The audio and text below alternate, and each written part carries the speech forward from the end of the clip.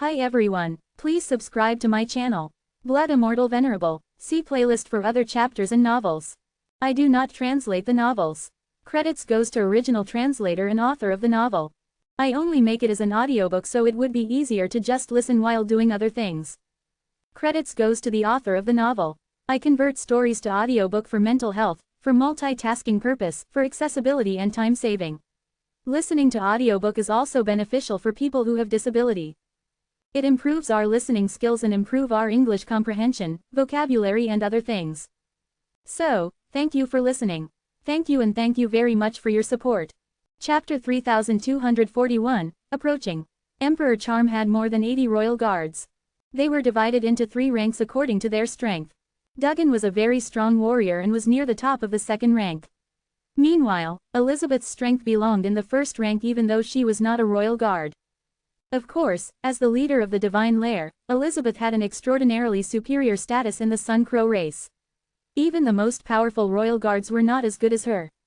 Micah and Bagot were at the top of the first rank of the royal guards. But even though they were the highest in rank, they always kept a low profile.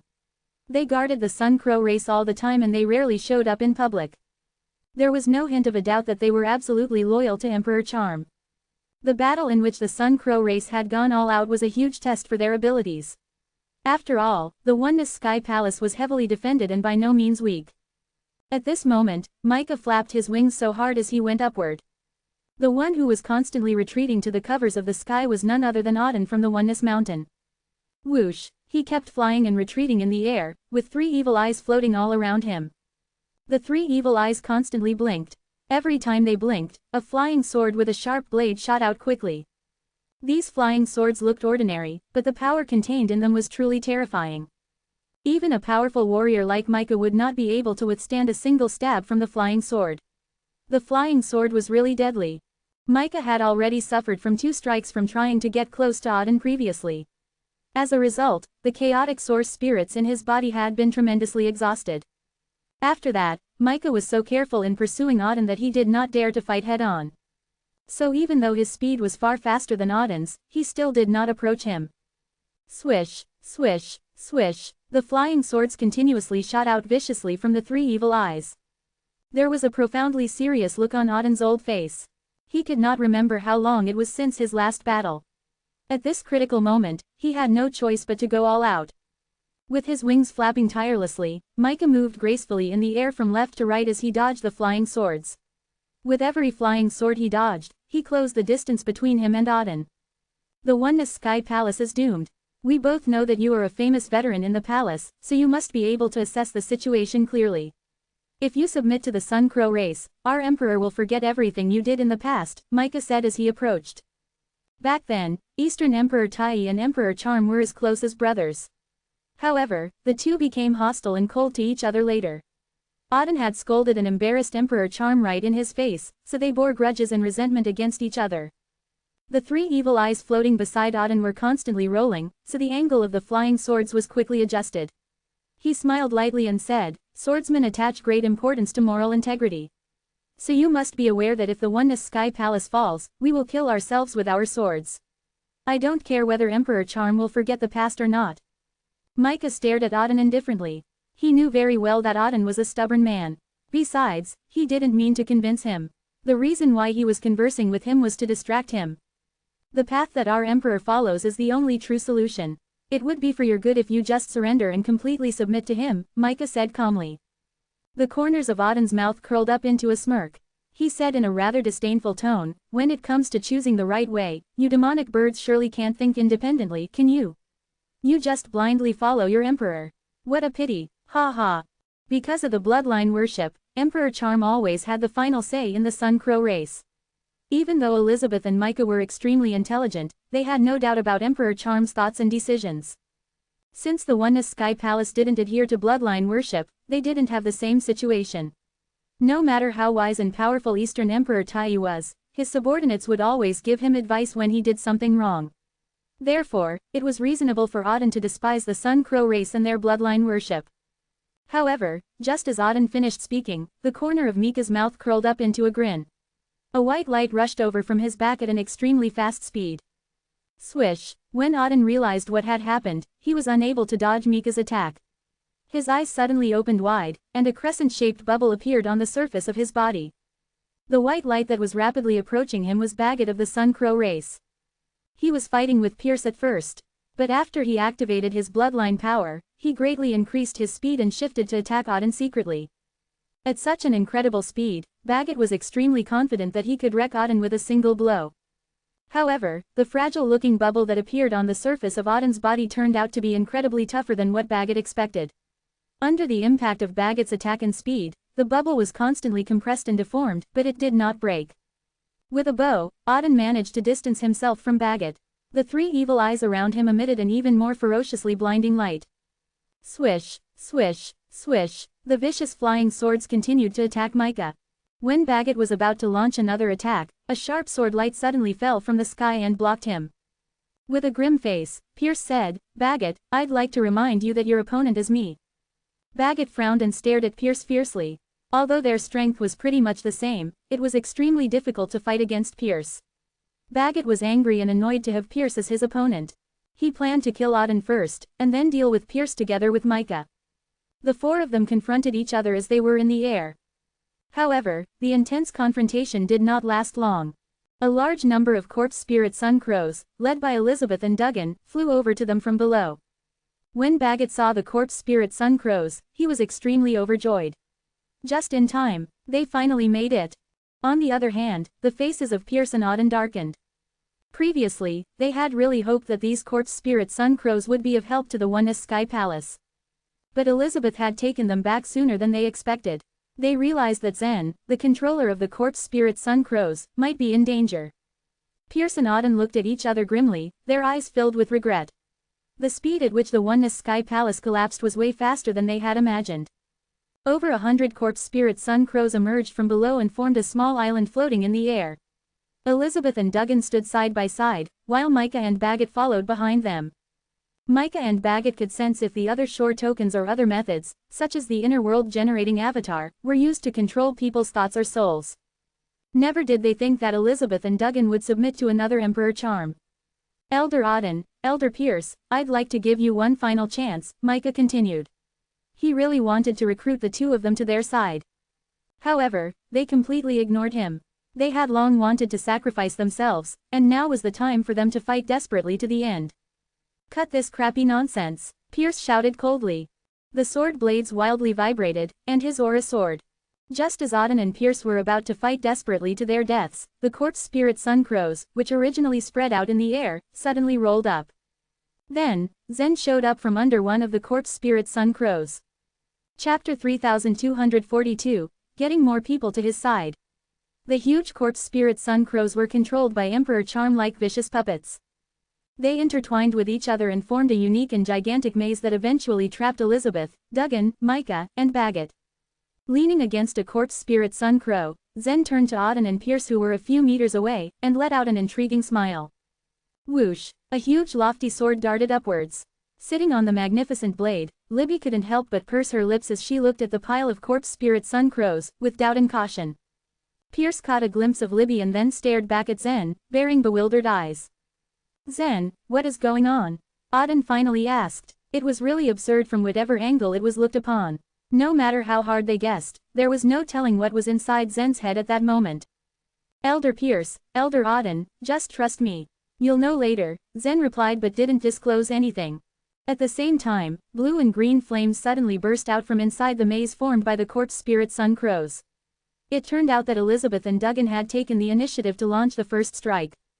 As the flames swirled violently, Mika and Bagot were caught by surprise. They couldn't figure out why the loyal Elizabeth would dare betray the Sun Crow race. The flames continued to sizzle from within the maze as Mika and Bagot roared, mightily deflecting the attacks thrown at them. Soon after, the corpse spirit sun crows also spurted out blue flames, boosting the attacks of Elizabeth and Duggan. The whole maze was blazing like a tremendous hellfire. Mika and Bagot were powerful warriors, only second to Emperor Charm in the whole Sun Crow race. Their strength was even comparable to that of the leaders of the Seven Mountains. Even if they were caught off guard by the sneak attack of Elizabeth and Duggan, they wouldn't be defeated by them in one go. However, if it was Emperor Charm himself who dealt with Mika and Bagot, then they wouldn't stand a chance, as he had supreme control over the corpse spirit sun crows. The fierce battle lasted for only about half a minute. Then, the corpse spirit sun crows forming the maze started to spread out again. Elizabeth and Duggan finally got out. Duggan was unscathed, while half of Elizabeth's beautiful face was burnt due to the encounter. "Are you all right?" Zen asked worriedly. Elizabeth reached out her hand and gently brushed her face. The burned part of her face quickly began recovering. She shook her head and answered, "I'm fine. It was my fault that I was accidentally injured by the flames." She didn't have any dissatisfaction since it was the method of Emperor Charm that had hurt her. Being killed in his hands would even be an honor for her, so there was no issue whatsoever for receiving a measly injury. As for Micah and Bagot, the two were covered with dust and grime as they got out of the encirclement. They were not severely harmed but their faces were contorted in pain. Each of them obtained a wound on their chest, where the transformed blood flowed. After the pain was gone, they floated in midair and stared blankly at Zen. There was an extremely contradictory feeling that rose from within their hearts. Buzz! Emperor Charm's shadow emerged in the sky and once again issued an order to make the two powerful warriors submit to Zen. Micah and Bagot didn't have a choice, so they lowered their heads as they felt rather conflicted about what was happening. Even Pierce and Auden were dumbfounded at the scene. They were so shocked that they couldn't think of a logical reason why this was happening. They wondered what that shadow above Zen's head really was. It couldn't be a soul fragment of Emperor Charm, could it? If it was a soul fragment of Emperor Charm, it could indeed command the hearts and minds of those who belonged in the Sun Crow race like Elizabeth and the others. But still, the impending question was why would Emperor Charm help Zen and the Oneness Sky Palace? If he was that kind of person, the war wouldn't have happened in the first place. It didn't make any sense for the two old men. They needed an explanation or they wouldn't be able to accept that these were all true. Fascinating, Libby chuckled as she sat on the lofty sword, watching the unfolding scenes. Previously, she thought that Zen had just obtained the corpse spirit sun crows by sheer luck. However, they were all witnessing that he also made the most powerful warriors of the Sun Crow race stand on his side. By what it looked, it seemed that Zen was planning to bring all the members of the Sun Crow race to his side. The warriors of the Sun Crow race present were enough to give the entire Oneness Sky Palace an atrocious and tortuous battle. Now, if Zen really had full control over them, his status would even far surpass that of the mountain leaders, and ultimately be comparable to that of Eastern Emperor Tai. One who possessed admirable talent would always have a strong sense of vigilance towards the rise of another domineering talent. Therefore, even if Zen didn't do anything to provoke or offend Libby, she wouldn't be able to hide her hostility towards him in their first encounter. But after only several days, she realized that they were not on the same level. Zen's ultimate ambition didn't lie in the land of sword grief or the Oneness Sky Palace. "Zen, can you please tell us now?" Auden asked as cautiously as possible. There was definitely no one in the source world that could make the strong warriors of the Sun Crow race fall into absolute submission except for Emperor Charm. So they were beginning to wonder if the shadow was the real Emperor Charm. Zen was actually faced with a difficult question that it almost gave him a headache. During the fierce battle between the two enormous forces, both sides lost powerful warriors every second. He didn't want to see anyone from the Oneness Sky Palace or the Sun Crow race die. But it was something inevitable in order to attain a much bigger goal. Looking at the expression of the two elders, Zen didn't have a choice but to explain so that they could let this go. Therefore, Zen gave a simple answer: "I use the bloodline of the Sun Crow race and it isn't the real Emperor Charm." Normally, the elders wouldn't be satisfied with those explanations alone. However, they also recognized that the ongoing warfare was at the most menacing stage. Since Zen had come up with such an incredible scheme, they naturally had to seize every opportunity to gain the upper hand. In fact, the two elders had the resolve to sacrifice themselves in this war if worst came to worst. But now that they were witnessing a new light of hope, they decided to push aside their doubts for now. The only thing in their minds right at this moment was to survive and win this war in any means possible. "I understand your reason if you cannot disclose all information right now. Rest assured, no matter what kind of method you are using, Auden and I are at your disposal," Pierce said with a burning passion in his eyes. Zen nodded slightly as he was relieved to finally hear their positive response. At the same time, something caught his attention and he quickly turned towards that scene. 7 huge sword shadows madly bombarded a certain member of the Sun Crow race. Deafening sounds reverberated like thunderous roars. It turned out that the one who blasted out the sword shadows was Athamar, and the recipient of his ruthless skill was Tyrese of the Sun Crow race. Tyrese's strength was categorized at the bottom of the second rank among the royal guards. He presumed that Athamar's strength was far weaker than Pierce and Auden. With that, he thought that he could easily defeat Athamar in a one-on-one battle. However, it never occurred to him that Athamar was actually strong enough to be ranked first among the Oneness governors. The lofty swords chased him down vehemently. Tyrese could only curse wildly as he continued to retreat.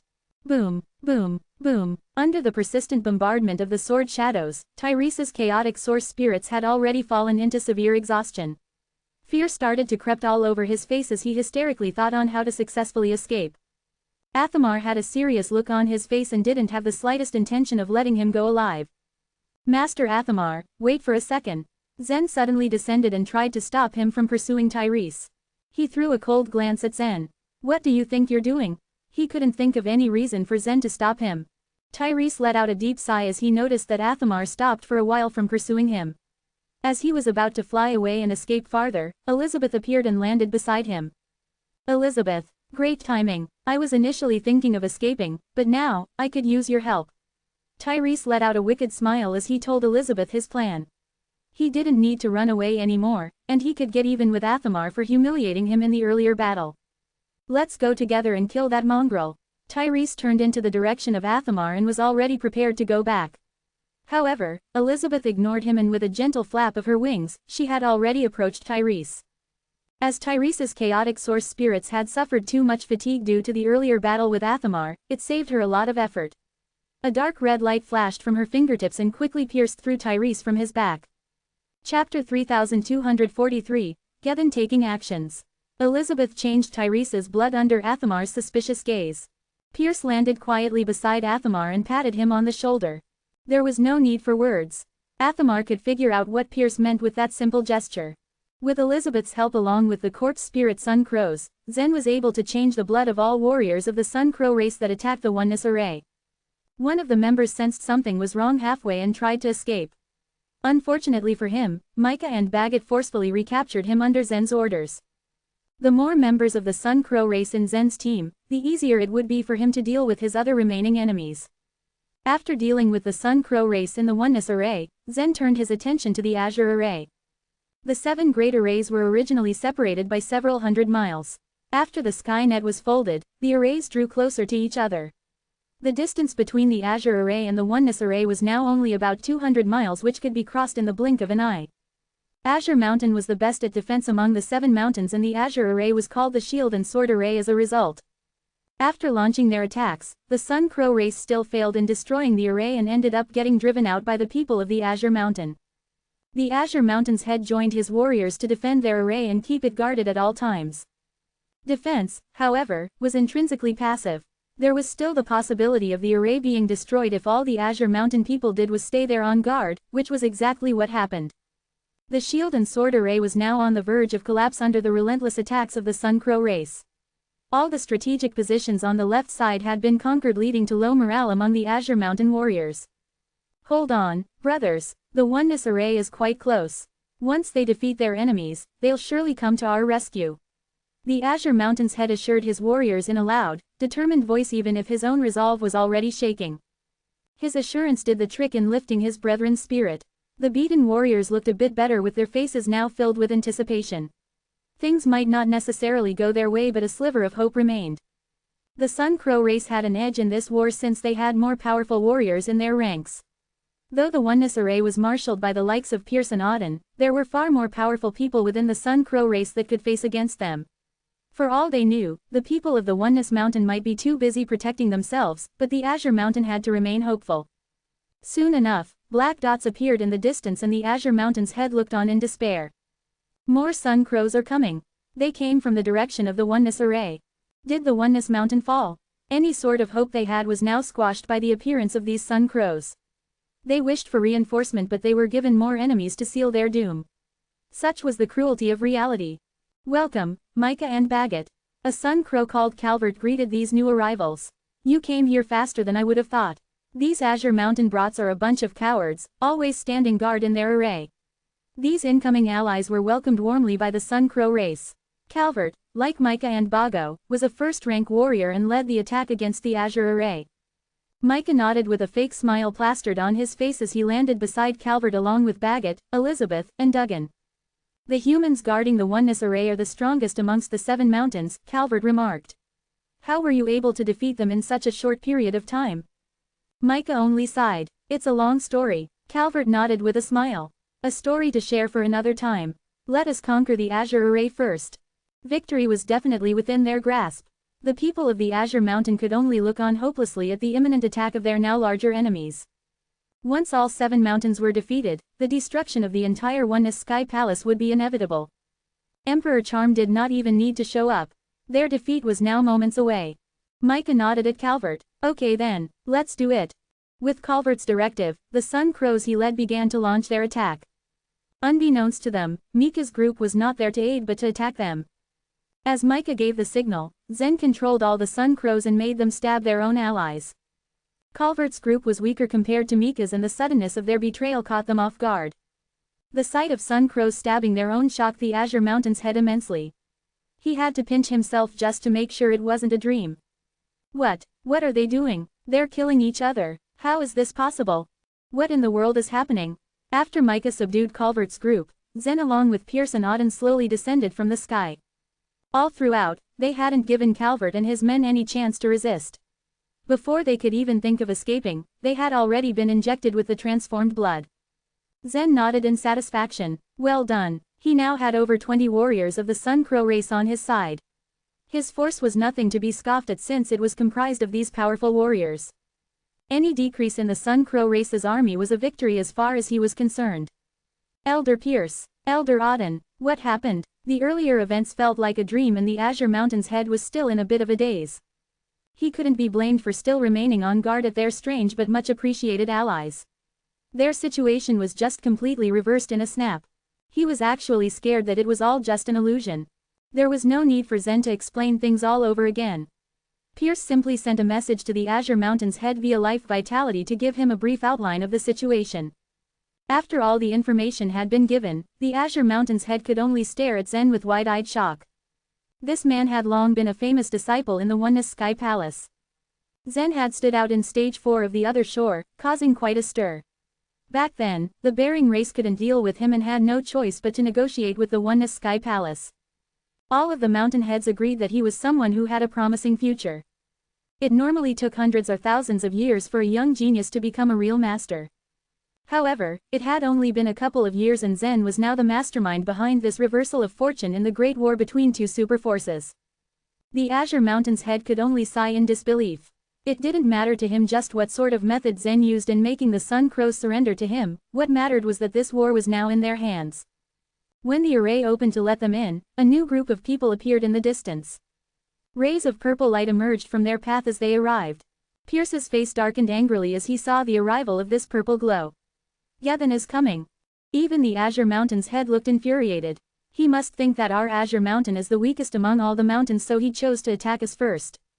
Yethan's betrayal of the other 6 mountains at such a critical moment greatly disappointed the other leaders. There was no way back for the Vastness Mountain now. This betrayal would forever stay with Yethan and he would have to eliminate the other 6 mountains to avoid any possible revenge.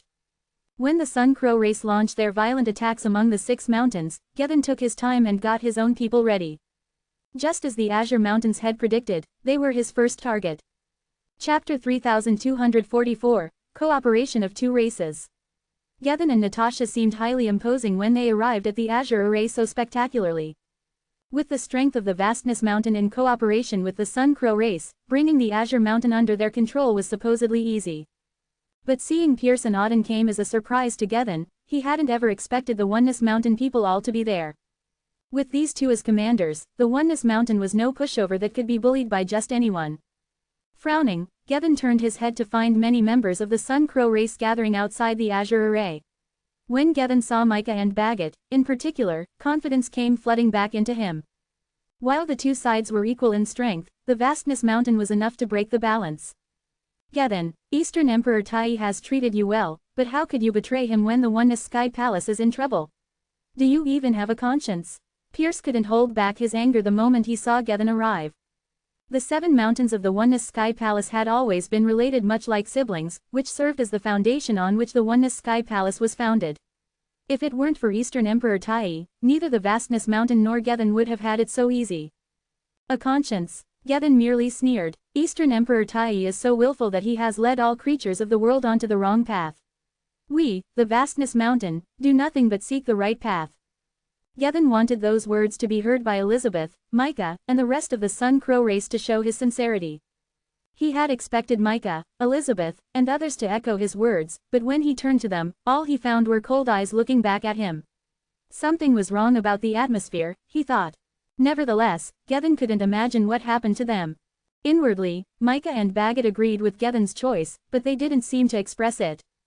Meanwhile, Auden looked at Gethin with a forced smile and said in an aged voice, "This may be the most stupid choice you've ever made in your life." "What? Why do you think so?" Aggressively, Natasha asked in return. Zen looked at her and smiled faintly. "You'll know soon," he said. When her eyes fell on him, the color of her face shifted immediately. "Zen, you're so lucky you're still alive right now." As early as a few months ago, they had already received an order to capture Zen, but they never found a good chance to take action. Despite the fierce battle between the Sun Crow race and the Oneness Sky Palace, Zen had managed to stay safe and sound, much to Natasha's surprise. "You seem surprised, Lady Natasha," Zen asked plainly. With brows raised in response, Natasha said condescendingly, "I am indeed surprised. But it doesn't matter, you're destined to die today." In her and Gethin's opinion, the Sun Crow race was likely to win along with the Vastness Mountain. But Zen revealed a bright smile. "I'd like to see who is destined to die today." Then, he pointed a finger at the sky. "Go." Gethin, Natasha, Holden, the leaders of the intelligence agency, and the rest of the powerful warriors of the Vastness Mountain found Zen's behavior all too strange. Did he have the right to give orders there? Pierce and Auden were present, after all. But the next moment made everything clear. It wasn't the people from the Azure Mountain Zen was giving orders to, it was the Sun Crow race. Whoosh, whoosh, whoosh, whoosh. In the blink of an eye, many members of the Sun Crow race, including Micah, Bagot, and Elizabeth, were flying up and surrounding Gethin and his comrades. Gethin stared at Micah with eyes wide open in disbelief. Natasha's jaw went slack as her body grew extremely stiff. "Micah, what's going on?" Gethin asked carefully. Giving Gethin an indifferent glance, Micah sighed as he said, "Take action." There was nothing light about Zen's order, the members of the Sun Crow race couldn't disobey him. Seeing that Micah, Bagot, and the rest intended to fight against them, Gethin roared. The powerful warriors of the Vastness Mountain followed suit and pulled out their other sure tokens. In an instant, the sky was filled with auras and flames. Taking a look at the sky, Zen then turned to Pierce. "Elder Pierce, can you give the Sun Crow race a hand?" The Sun Crow race had completely surrendered to Zen and now served as a valuable combat force. While they were definitely strong enough to fight against the Vastness Mountain, casualties probably couldn't be avoided.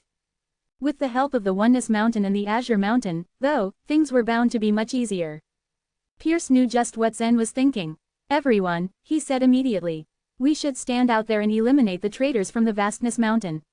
Those members of the Sun Crow race have already surrendered to Zen, don't be afraid of them." And so Pierce took the lead and rushed out.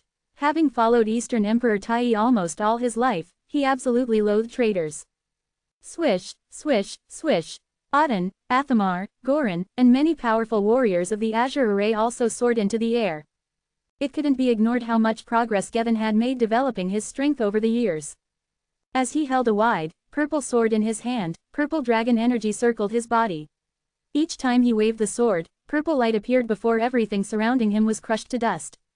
Even Micah and Bagot, two of the most powerful warriors of the Sun Crow race, couldn't get close to Gethin when they worked together. They couldn't dream of taking him down so soon.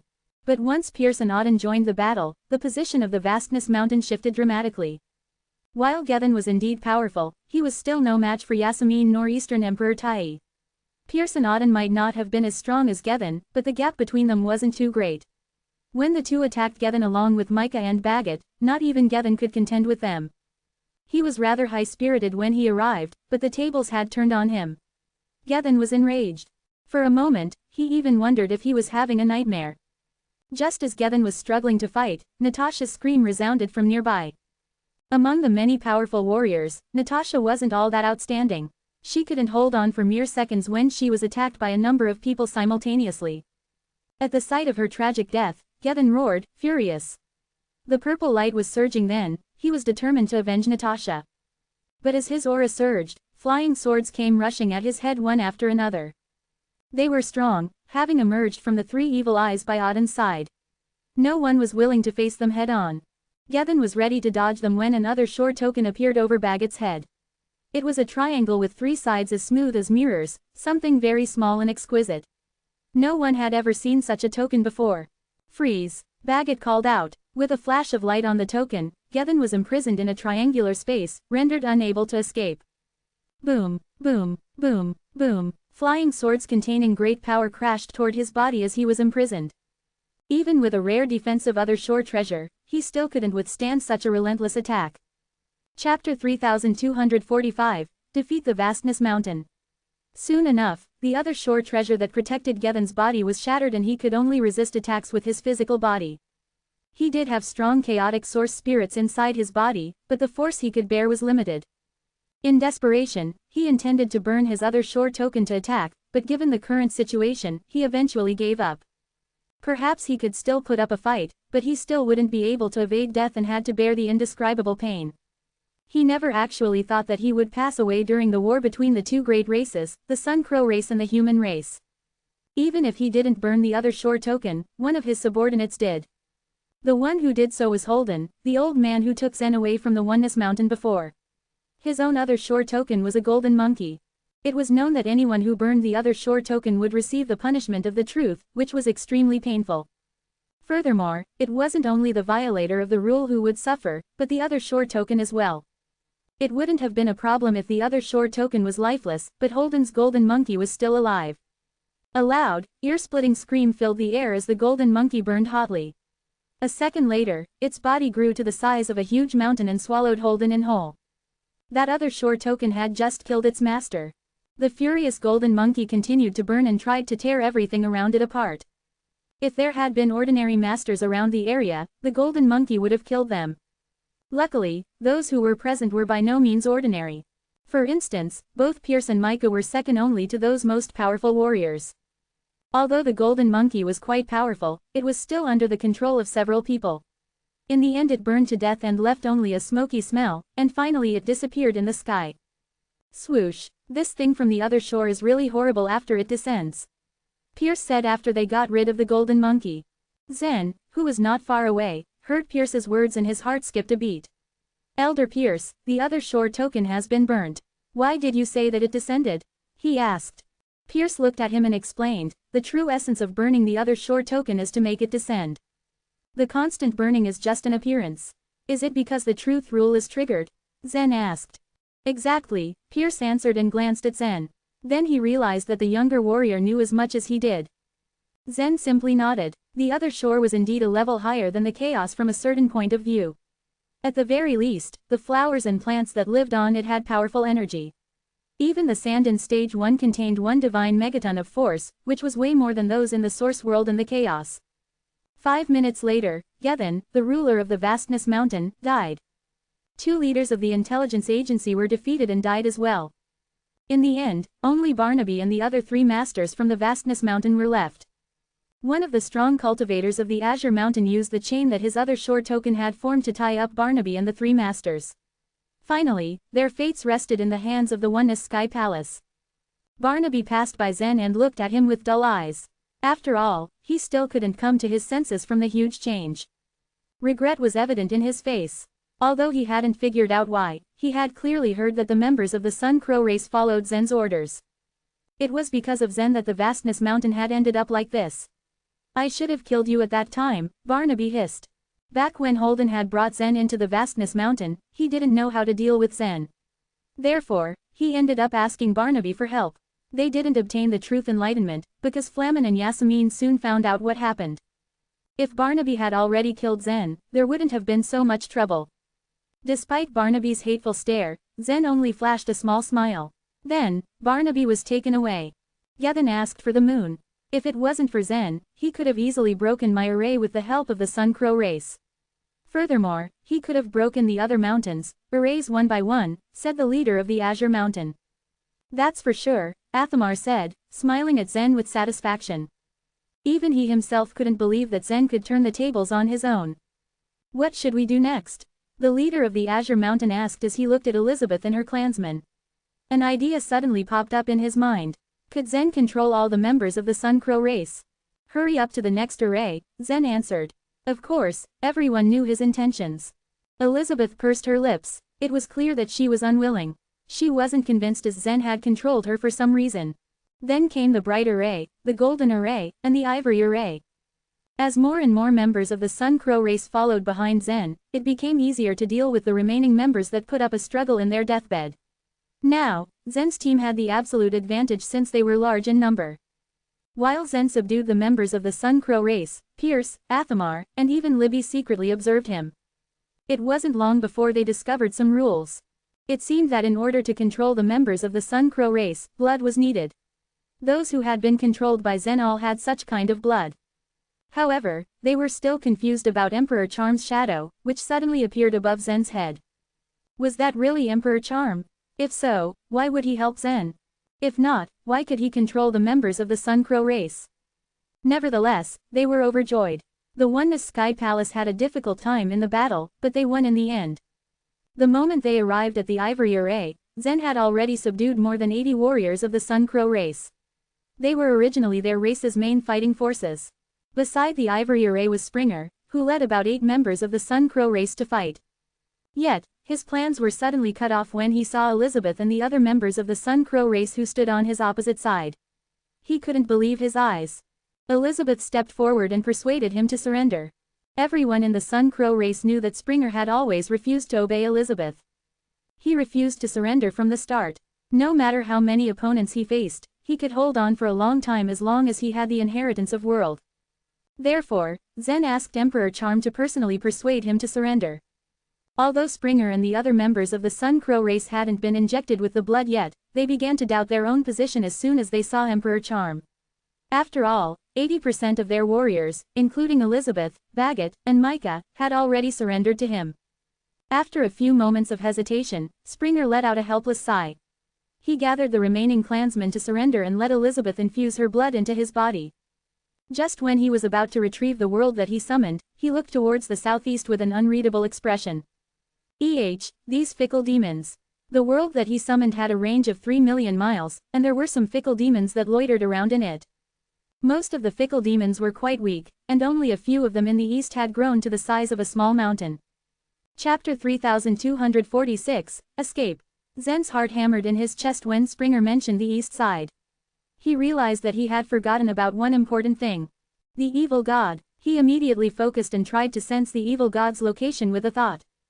The evil god was now his own inner world generating avatar. Just like his hands and feet, Zen could control him as long as he could sense him. Furthermore, the evil god could not refuse any order that Zen gave him.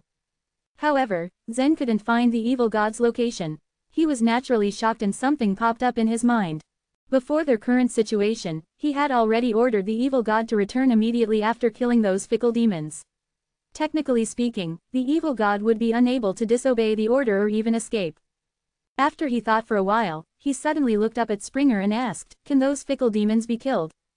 Now, Springer didn't know why Zen had asked such a question, but since Emperor Charm said Zen was his master, he couldn't refuse to answer him. Thus, he could only answer honestly, the fickle demons can't be killed, and they can grow bigger if someone keeps hunting them down and killing them. They would disappear only if the entire fickle world is destroyed. I will withdraw the summoned world now. There were still many fickle demons within the area. Most of the Oneness guards hid in the 12 passes, but the fickle demons still continued to attack the 12 passes arrays like mad. Wait a minute, could you possibly check what the fickle demons see? Said Zen. Of course I can, Springer replied, but he became even more confused. What did Zen want to do? I want to find someone who was in that direction. Zen exclaimed and pointed to the east. Upon hearing Zen's words, Springer suddenly thought of the huge fickle demons. In the blink of an eye, he had entered the fickle demons' minds. He couldn't help but be stunned at what he saw. He caught sight of a human being, who was attacking the fickle demons like crazy. Those fickle demons did not die, but became stronger every time they were attacked. That human being should have realized that already. Despite that, he patiently continued to attack the fickle demons and seemed to make them become stronger. When the fickle demons' bodies became larger, the man was finally at a disadvantage. He had no choice but to run to save his life. As he ran, he did not forget to turn around and attack the fickle demons. Then he flew towards the east. "Have you found him?" Zen asked. Springer stretched out his hand and a translucent black gem appeared on his palm. The black gem was the Fickle World Civilization artifact, which was also Springer's most important possession. He seldom showed it to others. Buzz. The black gem released a thick black smoke that floated towards Zen's eyes. The smoke from the civilization artifact could turn a person into a fickle demon. If Springer chose to launch a sneak attack, then Zen might not be able to resist. Indeed, Springer had intended to do so. Yet, he immediately discarded the thought as soon as the idea came to him. He could not hurt his master. He mentally sighed and chose to compromise. Besides, the whole Sun Crow race had defected, and he wasn't the only one to blame. When Zen's eyes touched the smoke, he saw the scene that the evil god was being chased by the fickle demons. He just used the way's blending energy, but why did he keep activating the power of the civilization artifact? Said Zen with arched brows. He had sensed just now that the evil god had used the power to deal with the fickle demons, which he thought was normal. He didn't think much about it, but felt that something was not right. He knew that the evil god only used 1 or 2 divine megatons of force at a time. Although he had been confused about the matter before, he didn't really think about it carefully. Now, it seemed that the evil god was testing the limits of his control. Springer saw how Zen clearly looked cautious and stressed, and then said, "This person has only left for a short time, so he must be still in the North Unicorn Province. We can help you find him." In turn, Zen hesitated for a second, before he finally ordered the members of the Sun Crow race in a deep voice, "Find where he is now." He didn't want to order the Sun Crow race to do anything at this critical moment, especially when he wasn't their real commander-in-chief. It was just that he simply couldn't ignore the evil god's potential and the fact that he had comprehended the way's blending energy. He wouldn't let the evil god escape. "Yes," Springer said and bowed to Zen. Then he turned to Bagot. To find someone in the vast North Unicorn Province was like searching for a needle in a haystack. However, there were many members of the Sun Crow race, so they might be able to find the evil god if they searched together. Bagot waved his hand, and numerous Sun Crows flew out, heading to the east. The current situation was no different from what Zen had thought. The evil god had continuously extracted the power not to defend against the enemy, but to check Zen's control range. He couldn't disobey Zen's orders, but he also couldn't kill the fickle demons. Therefore, he didn't need to return to Zen before he killed them. Whenever he attacked, he also retreated. After he had retreated for 1,500,000 miles, he discovered that he couldn't draw out more divine megatons of power. He was slightly happy. Thus, he stopped fighting the fickle demons, got rid of them, and ran away. He was finally free from the feeling of being imprisoned that had haunted him for so long. Actually, the Nihility race had already decided to help him get rid of the inner world-generating avatar through the Chilling Bone Land. It was known that entering the Chilling Bone Land was equivalent to being reborn. Unfortunately, he had to ask Sienna to erase his memories so he could deceive Zen. As a result, the evil god right now didn't know about that specific detail at all, which was why he was willing to take the risk and escape. As he continued to move east for another 1,000,000 miles, the fickle world in that same area disappeared. Since he used to own a civilization artifact, he clearly knew the rules of the world that descended. If a world disappeared, it meant that either its owner withdrew it, or the owner had died. The evil god refused to accept either of those outcomes, as it meant that the war would end. Furthermore, he wasn't safe in the North Unicorn Province, so he wanted to leave as soon as possible. But the North Unicorn Province was extremely large. If one wanted to leave without the transmission array, it would probably take them over a month. A few moments later, he had an idea. He eventually found a river and jumped in with a splash. After he sank to the bottom, he dug out a cave and proceeded to drill downwards. Hiding deep underground should be the safest way. He dug a cave with a complicated pathway as he went along. He killed a few long snakes that lurked underground, and then finally opened up a small underground secret hideout. In the secret hideout, the evil god sat cross-legged as he recited the truth of godly way and went to the other shore. He didn't know that he had already contacted the black ship because he had lost his memories, so he continued to think about how to get in touch with Shira. Chapter 3247, 9 Sun World Destruction. As the evil god's soul of light condensed on the other shore, from not far off, a red ball shot out of a diamond-shaped array. Sienna emerged from the red ball, glaring at the evil god impatiently. He stared back warily at this uninvited guest. "You made me wait too long," complained Sienna. She had no desire to stay in such a low stage of the other shore, especially with a pervading pressure in stage 14 weighing down and making her uncomfortable. But she could not disobey her leader and was left with no choice but to wait patiently on the spot. How could she be expected to be in a good mood after that? Wait for what? The evil god stared at the woman before him from top to bottom. Sienna ignored his question and waved her hand. The kaleidoscopic golden dipper covered his head and the memories she had erased began pouring back into the evil god's mind. A short while later, she withdrew the kaleidoscopic golden dipper. The evil god stood motionless, digesting the memories. After a long while, he chuckled and said, "Interesting. It seems that my escape was unnecessary." "What are you talking about?" Sienna asked, confused. He then proceeded to tell her how he had escaped from Zen and the fight between the Oneness Sky Palace and the Sun Crow race. A rare trace of caution crept into her after she heard this tale. Although she was unable to return to the source world, she knew its layout very well through the Black Ship. The fact that the Sun Crow race had launched a decisive attack against the Oneness Sky Palace was a clear signal that the Element Spirit race might be planning another major move. Sienna felt she had to report this to her master. Lofty swords were inserted into the ground, emitting a different kind of imposing momentum. The warriors of the other shore realm, the Oneness Guards, the disciples of various sword sects, and the Oneness generals from the 12 passes all gathered in front of the Oneness array. All from the Oneness Sky Palace had been quite pessimistic of their chances, sure that they would lose the battle. No one had expected an end like that. The warriors of the other shore realm and the Oneness Guards all felt incredibly fortunate to have survived such a fierce battle. Yet they still feared the members of the Sun Crow race, who were now on the right side of the Oneness array, greatly. Have those members of the Sun Crow race really submitted to our Oneness Sky Palace after fighting us so viciously? This was inconceivable to some and they saw it as a joke. They do not obey the Oneness Sky Palace, but Zen instead. Yes, Zen was once our flag master. Such an explanation still sounded unacceptable, but the fact was clear to their eyes. Bagot sat upright beside Zen, his eyes closed and pondering. He controlled millions of Sun Crows. They spread out blisteringly fast, searching every corner along the way. Unfortunately, Bagot had been maintaining this posture for a long time without any change. He had found nothing. Elizabeth sneaked a peek at Zen from aside and was surprised to see that he looked distressed. She did not know he was capable of that. She had known roughly the whole story. The evil god, who had been terribly arrogant in the chaotic source world, had been cultivated into an inner world-generating avatar by Zen. However, Zen hadn't erased his memories and so he escaped. Deep down, Elizabeth could not help but admit that Zen was truly a freak. Even a creature in his inner world possessed such incredible power. It would only take a little training for the evil god to become one of the most influential figures on the Black Ship. Pierce and Auden were very concerned about Zen as well.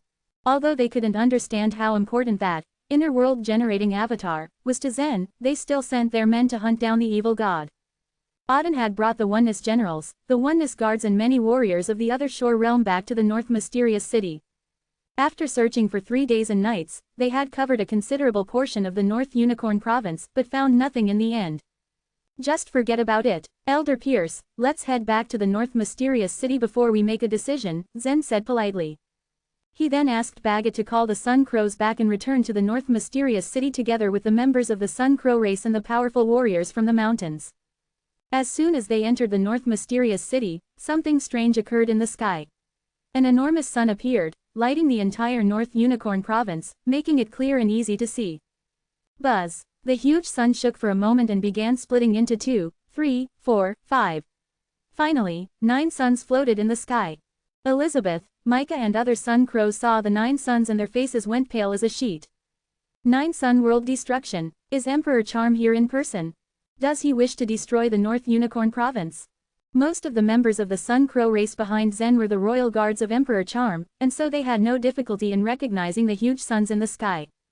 Even without a reminder from the Sun Crow race, others could still decipher what it was.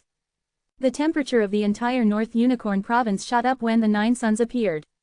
Soon the water in the rivers and lakes began to boil and the mortals living in remote mountain areas died in an instant. The ordinary mortals in the North Mysterious City had already retreated. The weakest ones left were at the other shore realm and able to bear such intense heat. Even so, facing 9 rapidly expanding suns still sent them into a panic. Even Pierce and Auden were astonished at what took place before them, their most primal fears now coming to the surface. During the war between the Sun Crow race and the Oneness Sky Palace, the biggest crisis for the Oneness Sky Palace was not the Sun Crows advancing one step at a time, but the fact that Eastern Emperor Tai and Yasmin were trapped on the other shore. If Emperor Charm came in person, there was no one who could oppose him. If this happened, the Oneness Sky Palace would have been defeated without a fight. But the battle went on and Emperor Charm did not show up. Pierce began thinking he might never come and that they had had a stroke of good luck. Furthermore, Zen had helped the Oneness Sky Palace get through this and buy them some time. Pierce hoped that Eastern Emperor Tai could manage to leave the other shore as soon as possible. However, just as they returned, what had appeared in the sky shattered Pierce's hope. Everyone, go to the transmission array. Retreat to the Bloom Divine Province. Quote. The entire North Mysterious City had broken out in an uproar and everyone rushed towards the transmission array. As they did, the 9 suns grew bigger and bigger, as if they were falling to the ground. Phew, all the flowers, plants and trees in the North Unicorn Province roasted and burned as the temperature continued to climb. It was not so bad for the powerful warriors of the Chaotic Source Realm who could bear the scorching heat by way of their Chaotic Source spirits. But for ordinary warriors of the other shore realm, it was horrific. Some had their clothes ignited and instantly flashed into fireballs, screaming horrendously beneath the blazing infernos. The transmission array in the North Mysterious City was not very large. The warriors rushed towards it and gathered together, when the fire began rapidly spreading through them as well. Wow! Just then, a blue umbrella unfolded above the North Mysterious City, by a powerful warrior from the Bright Mountain. The city began to cool as the umbrella temporarily kept the heat at bay. Chapter 3248, Under the Scorching Suns. The 9 huge suns inflated like giant balloons of fire about to pop. As the suns grew, the flowers and trees were scorched to ashes, while rocks and stones exploded like popcorn. Run, quick, get to the transmission array, or we're dead. You go first. Many other shore realm warriors ran about like headless chickens in a panic. Everyone tried to head for the transmission array. However, the array was so small that it could fit only around 3 people at a time.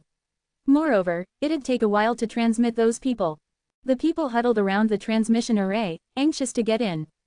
Idiot off! A 5-star Oneness Guard roared. Fighting for survival, the more powerful warriors sneered as they shoved the weaker ones out of the way. The 5-star Oneness Guard suddenly summoned his other shore token, a huge white skull. It was the skull of the South Sky Rhinoceros in Stage 12 of the other shore, the most powerful creature of that stage. The other shore power contained in its skull was astonishingly formidable. He trudged through the crowd, ominously clutching the skull of the South Sky Rhinoceros. Bang, bang, bang. Suddenly, a throng of people were flung into the air, clearing a path for that 5-star Oneness Guard. Just as he was about to enter the transmission array, a beam of sword radiance as thin as thread wove its way through the crowd until it landed on the skull of the South Sky Rhinoceros. Crack! The 5-star Oneness Guard abruptly stopped in his tracks, and his jaw dropped in shock. Then, his eyes rolled to the back of his head, and a wound as thin as a needle made its way from his forehead to his torso. Plop, plop. In the blink of an eye, he had been split in half by the thin sword radiance. If you wish to enter the transmission array, line up obediently.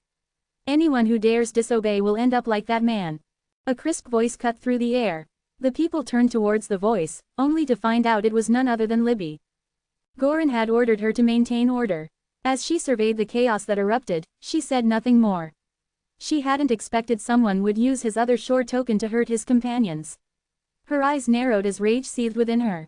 If the people submitted to their panic, it was only a matter of time before everyone started using their other shore tokens against each other. In fact, Libby had already sensed the aura of many other shore tokens being activated. If these people used their other shore tokens, the transmission array was at risk of being destroyed. By then no one would be able to escape. Thus, Libby made the swift decision to kill that Oneness Guard. Frowning deeply, Libby glared at the people. They were all horrified with the scene before them. Quietly, they put away their other shore tokens. The once panicked, chaotic team gradually returned to their senses. Libby was about to sigh with relief when suddenly something exploded in the sky. Crack! A crack appeared on the icy blue umbrella. The heat radiating from the rapidly growing 9 suns seeped in from the crack. It seemed that the powerful warrior from the Bright Mountain could not hold out any longer, no matter how hard he tried. Crack! Crack! Crack! The crack started to snake its way across the surface of the umbrella, until a gap formed. From the gap, rays of light streamed in and landed on several Oneness Guards. Ah! Screams pierced the air as those unfortunate people exploded into a cloud of ashes under the heat of the sun rays. As the others were horrified at this scene, panic welled within their hearts. They had thought they could hold on a bit longer. However, when they saw these oneness guards die gruesomely, their hearts sank. It was only a matter of time before the umbrella collapsed completely. Zen frowned and looked to the sky. It seemed nothing could block out these suns. Crack, crack, just as he was gazing at the sky, he noticed another crack forming. A small ray of light shone from the small crack. Like a divine sword descending from the sky, it swiftly made its way to the north mysterious city. Then another round of screams pierced the atmosphere. Dodge quickly, it's coming, the crack is spreading towards us. Zen turned towards the sound of someone screaming, only to find out it was actually Kenom. Kenom was nowhere near as strong as the other disciples of the Swordlight Palace. Even with the resources of the Dragon City, he was still unable to reach the other shore. Although the Oneness Sky Palace was in urgent need of extra hands, the true gods not reaching the other shore realm wouldn't be summoned. Kenom didn't even have the qualifications to enter the North Unicorn Province. However, Kenom was very faithful to his friends. He knew that the disciples of the Swordlight Palace might be in great danger or even die this time, so he followed Monica to the North Unicorn Province without hesitation. Somehow, he had been surprisingly lucky. Even though he'd faced the Sun Crow race several times already, he never suffered any serious injuries. However, it seemed as though his luck was running out. As the crack made its way across the umbrella, more rays of light streamed in, steadily closing in on Kenom. Kenom shouted as he retreated, but no one was there to save him. Kenom ran as fast as he could, until his knees were about to buckle from under him. He almost fainted as the scorching wave charged toward him. Just as he was about to give up, a huge shadow suddenly covered him. He looked back to see what it was, and to his relief, it was a corpse spirit sun crow. The corpse spirit sun crow was made by Emperor Charm himself, and it was immune to water and fire. Even Elizabeth could not destroy it. Rise, Zen barked. Under Zen's control, the corpse spirit sun crow spread its wings and flew upwards, blocking the light that streamed in from the crack. Kenom's eyes stung as he looked at Zen gratefully, unable to fight back the tears. He had met Zen back when he was in the Excellent City. At the time, he and Zen were both consummate true gods, but now Zen was someone he looked up to. According to what Monica and Gant had said, Zen had even single-handedly reversed the situation of the war. What did this mean? Only the powerful masters like Eastern Emperor Tai could do something like that. Kenom let out a sigh of relief. It was probably his greatest luck to have met Zen. However, the worst wasn't over yet. More and more cracks formed on the umbrella. Zen continued to command other corpse spirit sun crows to rise. Each of them spread out their wings that spanned thousands of feet to block the rays of light. In a short while, over 100 corpse spirit sun crows had flown up to cover the cracks. The powerful warrior of the Bright Mountain was still struggling to hold on. As he used up all his strength, his face grew paler and paler. Buzz. As the 9 suns grew to an overbearing size, the warrior cried desperately, "I can't hold on any longer." More cracks pierced the icy blue umbrella. In just a few moments, it was going to shatter into pieces. "Let me do it." Felicity of the Origin Mountain flew towards him. As she stretched out her hands, an enchanted barrier flowed onto the umbrella, covering the entire North Mysterious City. Chapter 3249, The Golden Bow. There hadn't been any time to set up the arrays since the powerful warriors of the 6 mountains had just arrived in the North Mysterious City. Now, they could do nothing but resist the 9 suns in turns. However, as the 9 suns continued to expand, the heat they released became even more unbearable for the warriors. Felicity was far stronger than the powerful warrior of the Bright Mountain, but even she faced difficulty in sustaining the enchanted barrier. Swish! The enchanted barrier that had just unfolded continued to twist and turn as it was brought to the brink of collapse. A warrior from the Ivory Mountain rushed forward. "Let me do it," he declared before summoning a large, black, silk cloth. This silk cloth was so big and so dark that it seemed to cover the entire sky and block out all the light.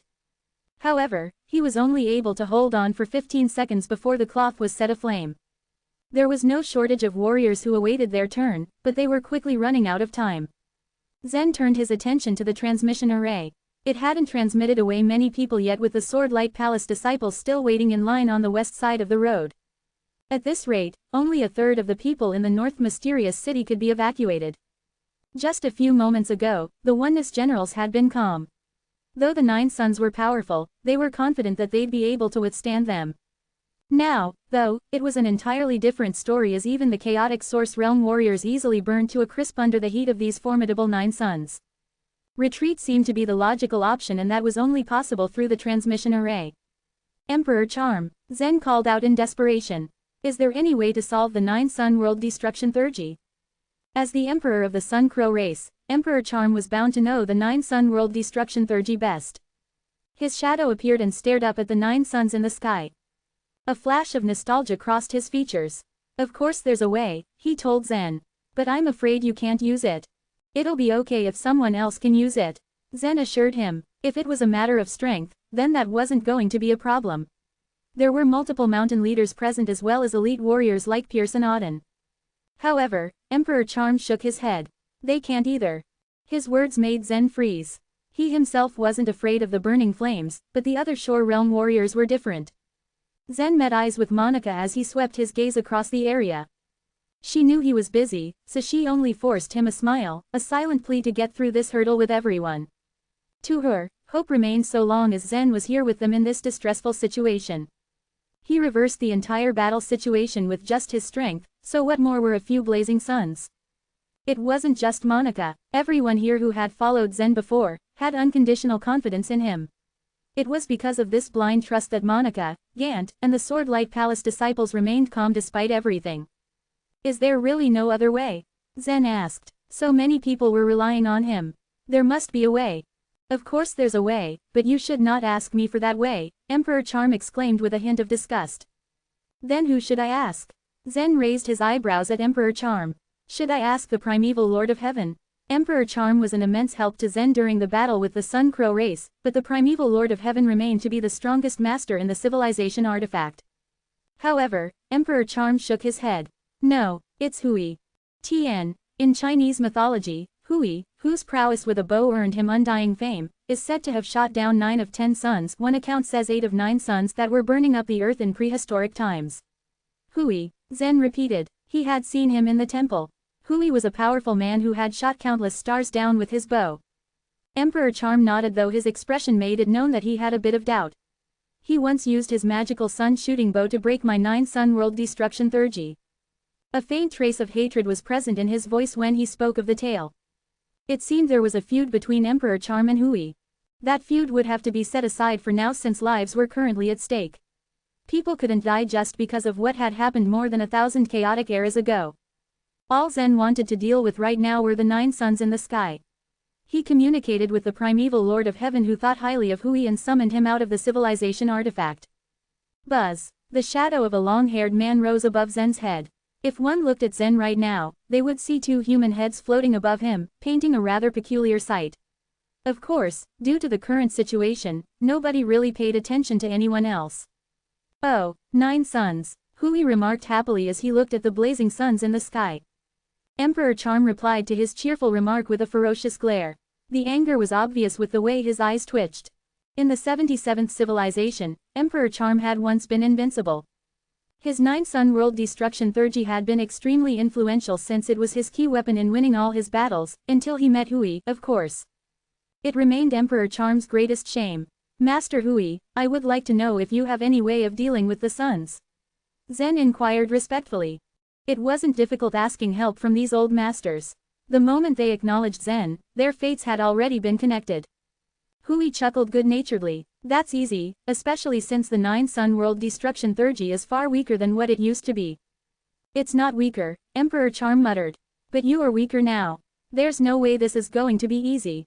The 9 constantly expanding suns before them were definitely not weaker than the ones Emperor Charm once summoned, and Hui didn't appear personally. He was just an energy soul attached to the civilization artifact. However, Hui retained his confidence. You're not afraid of fire, are you, Zen? I'm not, but I'm wary since the 9 sun world destruction theurgy might be too powerful for me to bear, Zen replied. Hui stretched out his hand and gave it a gentle wave. Zen felt the civilization artifact within his body fluctuate before a golden bow materialized before him. It's going to be a bit troublesome. My real body cannot come, but I can give you a theurgy. Your strength won't be enough to extinguish the suns from here though. You'll have to get close. Get close to them, Zen repeated. He was very confident in his corporeal body and had never been hurt by any flame. However, these 9 suns were no ordinary globes of fire. These 9 suns were Emperor Charm's great theurgy and were entirely different from ordinary divine flame of the Sun Crow race. Any hesitation disappeared from Zen's face as he strengthened his resolve. "I'll go," he declared with determination. Swish, he used the back of a corpse spirit Sun Crow as a boost and flew straight into the sky. The sight earned him puzzled looks from onlookers.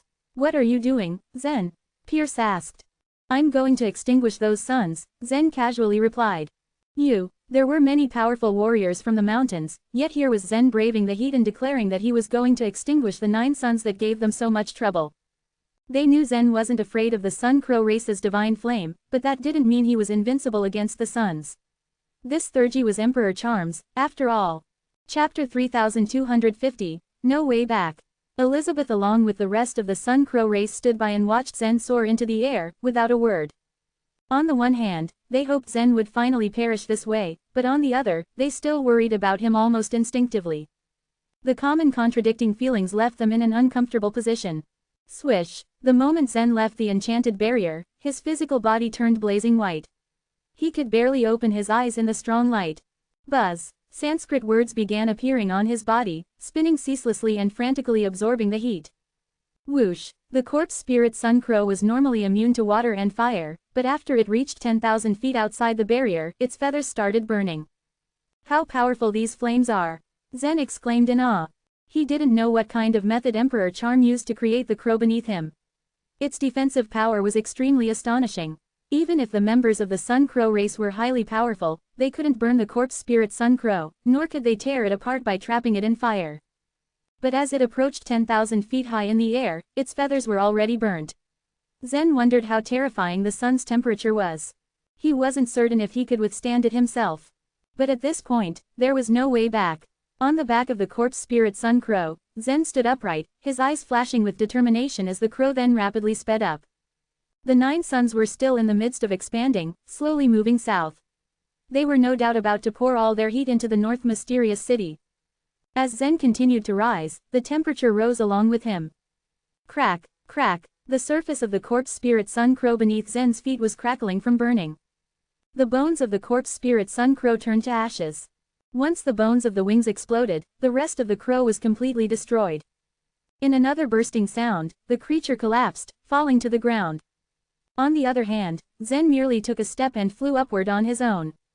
"Is this distance enough?" Zen asked. He had already risen to about 80,000 feet in the air, with the 9 suns like white mountains above his head. While they appeared close because of the sheer size, there was still a considerable distance until Zen reached them. "Not enough," Hui said plainly. Frowning, Zen continued moving upward. Whoosh, whoosh, whoosh, the golden whirlpools continued circling, sucking in the heat. On the surface of Zen's body, they seemed like little monsters devouring flames like food. Finding no damage done to his physical body, Zen sighed in relief. If even the 9 sun world destruction theurgy couldn't burn him to death, there was unlikely any fire in the world that could touch him. As Zen continued rising rapidly, something sour was unfolding in the north mysterious city. Many powerful warriors began taking turns activating the enchanted barrier to resist the scorching suns. But even as they did all they could, the time they managed to maintain the barrier was only lessening. Despair spread throughout the city. The Oneness Guards, the other Shore Realm warriors, and a great number of Oneness generals were all losing hope. Even the chaotic Source Realm warriors couldn't hold on for much longer. Once the enchanted barrier was destroyed, they'd die along with it. Above the transmission array stood Libby, holding a thin sword in her hand. Her bright eyes looked around vigilantly, examining her surroundings. Previously, she managed to quell the turmoil in the city and stabilize its situation by killing a warrior as a warning to the rest. But as the enchanted barrier above the city continued deteriorating, everyone could feel how critical the situation was getting. It was likely that the mountain masters were to fall any minute, leaving everyone else to burn as the city was burned to ashes. "I have to go ahead." An Oneness general guarding an area nearby roared and shot toward the transmission array like an arrow. The rest of the Oneness generals had the same thought, following suit and going for the array. "Get out of my way." In the lead, the Oneness general dashed forward and punched the air before the transmission array. Boom. In terms of strength, the Oneness general was far superior to the other Shore Realm warriors. In a single punch, the wave of impact sent the people near the transmission array flying out. How dare you? Libby felt her brows raise at the scene, slashing at the Oneness General's head with her thin sword, triggering the sword's radiance to shoot out. Among the many Oneness Generals, that man was the best. While he was once on the second floor of the land of sword grief like many, his current strength was enough to allow him to enter the third floor. He didn't even bother dodging Libby's attack, as he knew it wasn't at full power. Instead, he reached out to block it. All of a sudden, a black shield appeared in his grasp. Libby's sword radiance was blocked with a clatter against the shield. Frustrated, Libby turned over and continued relentlessly stabbing her sword at the Oneness General. Da, da, da. The dense rays of sword radiance pierced toward her opponent like a series of violent winds and rain, but the Oneness General had no trouble raising his defense and easily blocking the attacks with his shield. But Libby's full strength was still greater than that of the Oneness General. As more and more long and thin rays of sword radiance approached, the Oneness General still had to take a few steps back. As a result, the distance between him and the transmission array was growing wider. In the battle against the Sun Crow race, the Oneness General had proven to be truly brave and courageous. When he guarded the North Cool Pass, never had he taken a step back. However, his current situation left him with nearly no chance to escape. Libby's sword attacks forced him back quite a bit, making him grow even more indignant. If you won't let me live, everyone else must die. The Oneness General roared as he burned the black shield in his grip. His face twisted in extreme pain, and the black shield turned into dark fragments, merging into his fist. With a sudden wave of his hand, he smashed his fist into the transmission array. The sight had Libby shocked. The Oneness General was by no means inferior to her in status, so she had no intention to kill him. All she did was to force him back. Never did she expect him to go to such extremes and fight for his life. Once the other shore token was burnt, the power of the punch was truly formidable. Even Libby, who was undoubtedly powerful, couldn't withstand its force head-on. Boom! Along with a great rumble, the transmission array had been smashed into pieces, and the many other Shore Realm warriors who were lining up were affected. Meanwhile, the Masters of the Mountains had their attention fixed on the suns in the sky. They were all racking their brains, trying to figure out a way to buy some time and open up enchanted barriers to allow the others to retreat. Even the Sun Crow race was helping them out. The loud rumble drew everyone's attention. Even the mountain leaders were shocked upon witnessing the scene. A considerable distance stood between the North Mysterious City and the border of the North Unicorn Province. Even if a mountain leader used the grand teleportation technique, jumping back to the Bloom Divine Province in a single move was still impossible. The transmission array remained the only means to leave the North Unicorn Province.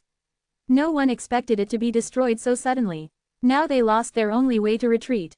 Chapter 3251, A Simple Shoot. Naturally, Zen didn't know that such a change had happened in the North Mysterious City.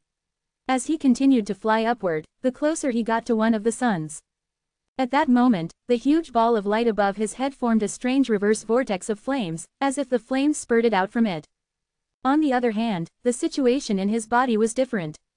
All the vortexes spun around and continuously absorbed the flames that came to his body. Zen stared at the huge vortex before him and the small vortexes on his body, lost in thought. Did those flames in the sun really come from Emperor Charm? Or did they come from somewhere else? He asked. After all, he felt that the flames in the sun seemed to be from another space, while the vortexes in his body had pulled the flames into another space. Although neither his physical body nor the huge vortex in the sun had any spatial fluctuations, his sixth sense told him that it should be the case. Upon hearing Zen's question, Hui and Emperor Charm glanced at each other and silently exchanged surprised looks. The 9-sun world destruction is my bloodline Thurgy. How could it come from somewhere else? Emperor Charm said with a grin. The sun continued to expand as Zen looked at it in confusion. It seems so, but it looks like the flames in the vortex are extracted from another place. Don't they come from the other shore? Hui asked jokingly. However, Zen shook his head. I don't think so. It doesn't contain any other shore power, he said. Zen's answer pleased Emperor Charm, who praised, what a keen intuition. I remember that it had taken the primeval Lord of Heaven dozens of chaotic eras to realize this. This? What do you mean by this? Zen asked confusedly. The energy in the chaos doesn't come from it, answered Emperor Charm. The energy in the chaos doesn't come from it, Zen muttered to himself. He still found it hard to understand. How is that possible? Do you mean that all of our power comes from outside of the chaos? He asked again. Yes, Emperor Charm confirmed. But I wasn't able to see this before. Because the level of energy is usually not high enough. If an energy has reached the level of the 9 sun world destruction theurgy, then you'll be able to see it. That is why you can feel that the sun rotates, Emperor Charm explained. The energy that the mortals used to ignite a torch or the energy that warriors at the other shore realm used to smash the mountains was related to the outside of the chaos, but those energies' level was still too low to be noticeable. However, when an energy's level had reached a certain point, the things that people could see would be different. It turned out that only after the qualitative change transpired could some things be visible. The level. At that point, Zen felt that Emperor Charm's explanation finally made sense. He did notice that feeling he mentioned just now. But what about his physical body? His physical body didn't release energy, but rather devoured energy. How could that be explained? What he didn't know was that the primeval Lord of Heaven was already considered an extraordinary talent because he had made such a hypothesis. It was even more impressive because at that time, he knew almost nothing about the chaos. He was like an ant that tried to calculate the height of the sky, but surprisingly, what happened later proved that he was right. That was also the reason why many human masters were willing to follow him. The discussion stopped while Zen had gotten quite close to the first sun. The golden sun shooting bow on his shoulder let out a series of sounds. It seemed to have its own consciousness and became excited. Although Hui was the one who gave the sun-shooting bow, the bow was actually a part of the civilization artifact. Just like the Wing King's cyan feather, it was another shore token. A second later, Zen pulled the longbow, clasped the string with one hand, and then skillfully drew it. Crack! He slid his fingers to the side, but did not pull back the thin bowstring. If it wasn't for the chaotic source spirit's protection, the bowstring would have cut his fingers already. Why couldn't I draw the bow? He asked curiously. Hui chuckled beside him. You can't just casually draw the bow with only your strength, he said. Then what should I do? Asked Zen. Try again, Hui answered. When Zen drew the bow once again, Hui mumbled something. Suddenly, streaks of golden light bloomed from his shadow and turned into a mark, which then imprinted itself on Zen's body. Buzz! The mark disappeared. As soon as it was gone, Zen drew the bowstring for half a foot, but he couldn't draw it again after that. Then, Hui recited the invocation once more. It seemed that the invocation was inherited from the 77th chaos, and each word from it was full of power. Buzz! The golden mark enveloped Zen and disappeared again. When the golden mark vanished, the golden bow in his hand was pulled back a distance of another half a foot. The process repeated 6 times. Finally, the sun-shooting bow was fully stretched. Next, Zen aimed at the huge sun not far away. However, it appeared that he didn't need to aim at it in such an angle. Just release the bowstring, he asked. Some powerful bows didn't need to be equipped with arrows, as the arrows would be condensed in the void. I forgot to give you the sun-extinguishing arrow, Hui exclaimed and slapped his forehead. Meanwhile, the corners of Emperor Charm's eyes twitched slightly. He always felt that to lose to an idiot like Hui was unforgivable. Even Zen looked quite helpless, but there was nothing he could do since Hui was a human master. Hui stretched out his hand and gently waved the sun-shooting bow. Then, a golden arrow materialized in front of them. Afterwards, Zen drew the bow and the arrow was in place. He no longer hesitated. Pop! The sun-extinguishing arrow was shot towards the vortex. The sun-extinguishing arrow was completely different from what he had imagined. It didn't have the power to destroy the heaven and earth. It was like a rather ordinary arrow, and its speed wasn't even fast enough when he shot it. Can the sun-extinguishing arrow really destroy the sun? He asked doubtfully. Hui looked at him smugly. Before he could answer, Emperor Charm interjected and said, of course it can. It doesn't destroy the sun with greater power, but instead extinguishes it. According to the primeval Lord of Heaven's theory, the energy within the chaos did not come from the chaos but from somewhere else. The sun's energy was the same. Now, Hui's sun-extinguishing arrow was considered powerful because it severed the connection between two places and cut off the energy supply. As a result, Emperor Charm's theurgy was restrained. Truth be told, Hui's strength back then was far inferior to Emperor Charm's, but Emperor Charm couldn't do anything to him. Whoosh! The sun-extinguishing arrow slowly flew to the center of the sun. Just then, a small black dot appeared. The small dot quickly spread out and spun within the vortex in the sun. A few moments later, the sun was extinguished. Chapter 3252, Witnessing.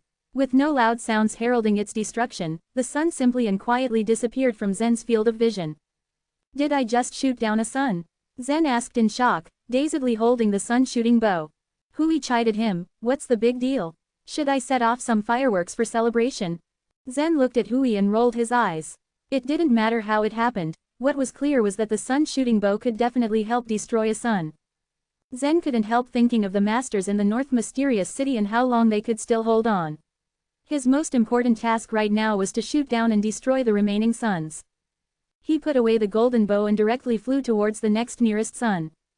100 provinces from where Zen had been located. Smack dab in the center of that province, there was a huge abyss. At the bottom of this abyss, there stood several people. There was a huge crack in front of them. The crack looked very strange, as if it was embedded in the stone wall and parallel to the space. A burly man stood on the abyss floor beside the crack. It was Mount who had fought with Zen in the past. "I'll go in now," Mount uttered, cupping his hands towards the other people. The man who stood closer to Mount smiled faintly. "Do you have any hesitation with integrating yourself with it like this?"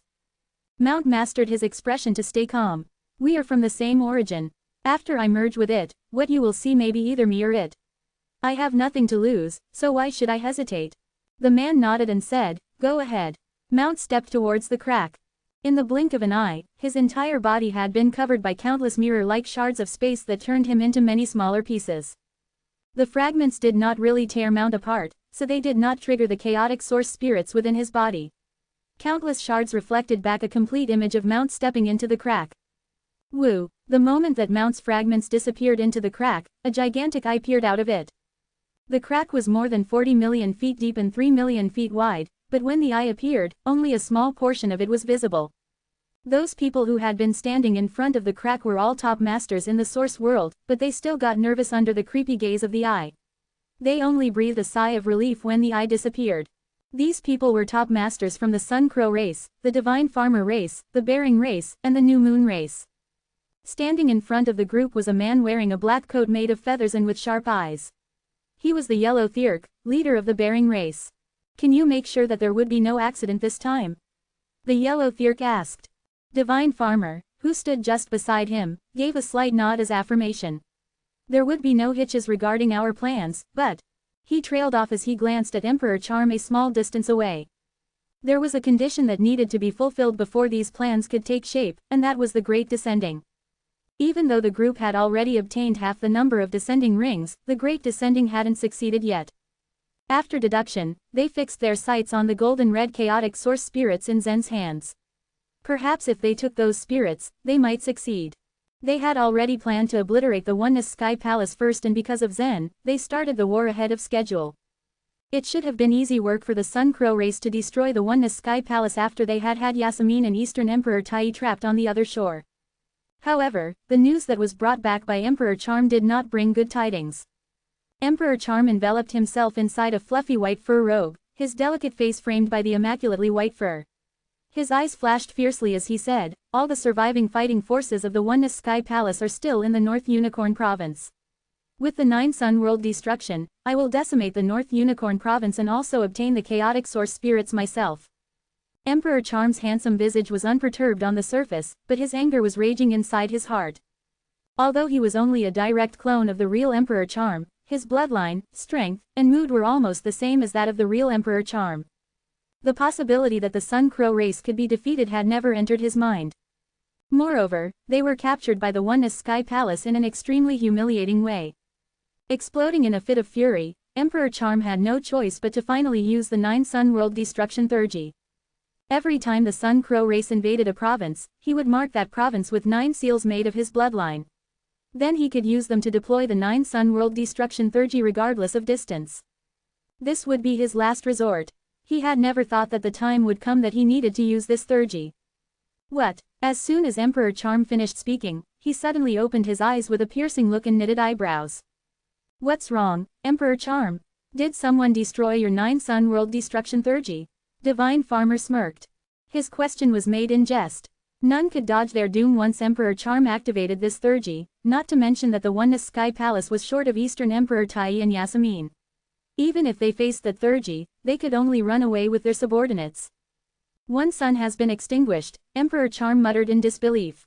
The Yellow Thirk, who was standing close to him, snapped his head towards him when he heard this. Surprise was written all over his features. "How is that possible? It has been really extinguished." "I'll take a closer look," Emperor Charm said as he waved his fingers in front of him. His eyes glowed with a blazing white light while he saw the world that had been burnt by the scorching suns in his mind. His vision of the world slowly came into focus and he looked around. Shortly after, he saw Zen flying through the air. Zen was flying directly towards the second sun, clutching a golden bow in his hand. An idea came to Emperor Charm's mind.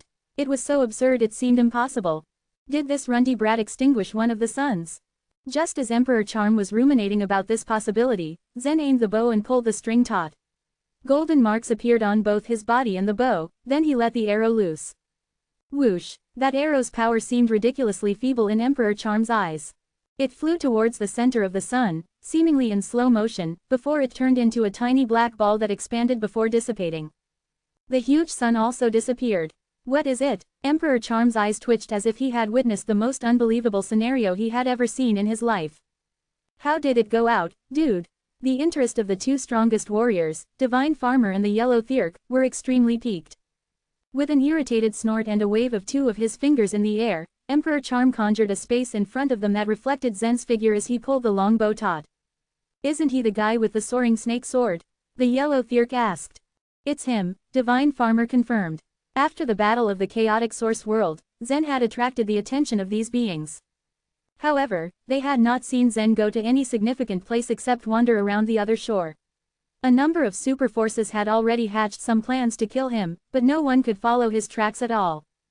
They had planned to kill Zen and Elvinia on the other shore, but instead, it was their stage ruler who had been killed by them. Not a hair on their head had been harmed. He isn't afraid of the scorching suns? Divine Farmer asked innocently. He thought this was what Emperor Charm wanted them to see. No, he has destroyed my two sons, said Emperor Charm, a finger pointed accusingly at Zen's figure. Right at that moment, Zen pulled his long bow again, already aiming at the third sun. Chapter 3253, The Hope. Buzz. As a series of marks enveloped Zen, he pulled back the string of the sun-shooting bow once more. Aiming carefully, he released the string. The seemingly ordinary arrow slowly shot towards the center of the sun. In a flash of black light, the huge sun suddenly went out. Divine Farmer, Yellow Thirk, and other powerful warriors all watched quietly. Despite their calm expressions, there was a trace of shock in their eyes. It was not that they were surprised that an entire sun had been destroyed almost effortlessly. After all, with their experience, they had seen all kinds of things. Even if dozens of provinces were destroyed right in front of them, they wouldn't have batted an eyelash. However, it was Zen's method of shooting the sun that unsettled them. Is it another shore token? Divine Farmer asked, his eyes narrowing. It must be, answered Emperor Charm. Yellow Thirk shook his head. The other shore token that can shoot the suns with arrows doesn't exist below the 3 purities stage. Moreover, he can't possibly be carrying any other shore token from the 3 purities stage. Several masters behind Yellow Thirk nodded in agreement. While they all might have seen some extraordinary things in their time, there were indeed still many mysteries in this world. The powerhouses present, however, were at the top of the source world and the other shore. There weren't many things that could shock them, and yet. Rumble. Just as the many powerful warriors were deep in thought, suddenly, the eye appeared once more in the huge crack beside them. It seemed the eye was also taking in the scene that was transmitted by Emperor Charm. Goo, he can do it, he can see it, it's the space outside the space. The voice thundered from the crack, ringing in everyone's ears. As the Chaos Ancient God in charge of space, he boasted of the keenest sense of space in the entire source world. Having watched this scene unfold right before him, he felt somewhat unsettled. What's the space outside the space? Yellow Thirk asked. The huge eye in the crack paused for a moment before answering, I don't know. It's another kind of space rule, surpassing the space truth. What? Surpass the truth? Is there anything in this world that surpasses the truth? The several masters behind Yellow Thirk whispered amongst themselves anxiously. However, Emperor Charm, Divine Farmer, and the leader of the New Moon race still kept their composure. After they decided to follow the Element Spirit race, the latter had revealed some very special information about the origin of the chaos. Without a doubt, truth was an unbreakable rule in this world. However, it was possible something out there was even more powerful than truth. This man must die, Emperor Charm said quietly, as he stared at Zen on the screen. Divine Farmer stared at Yellow Thirk and said, Your Bearing race and the Sun Crow race are attacking the Oneness Sky Palace together this time. Can you order your people to capture Zen? When they planned to destroy the Oneness Sky Palace, their original goal was to kill Eastern Emperor Tai and Yasemin, whereas capturing Zen was only a second priority. But now that Divine Farmer realized how dangerous Zen truly was, he felt that capturing him should be of utmost priority. Zen's ability was so strange that he couldn't even begin to comprehend it. My people are trying to enter the Bloom Divine Province from the other side. I'm afraid they are busy breaking the arrays now, Yellow Thirk said with a frown. At this point, it won't be easy to capture Zen. Emperor Charm turned to look at the huge sun and pursed his lips. His eyes flashed coldly. I have a simple solution. I'll go there myself. The members of the Sun Crow race were interconnected, and they could easily sense each other's existence. As the king of the Sun Crow race, Emperor Charm had the sharpest senses. He could clearly feel the existence of Elizabeth, Micah, Bagot and others. They were still alive, but he could tell that there was something strange going on with them. Without hesitating, Emperor Charm spread his massive wings. The surrounding space formed tiny grids, and he left the abyss at an extremely fast speed. Ever since the transmission array was destroyed, chaos erupted in the North Mysterious City. Although many powerful warriors were still trying their best to build the enchanted barriers, feelings of desperation and helplessness hung in the air. Everyone was keenly aware that they were about to be burned to death. It was only a matter of time. Looking at the blazing white sky, Auden frowned deeply. Turning to Elizabeth, he asked, I know that your Sun Crow race isn't just good with flames, but also has an affinity with space. Pausing for a moment, he continued, can you create a space to avoid all this?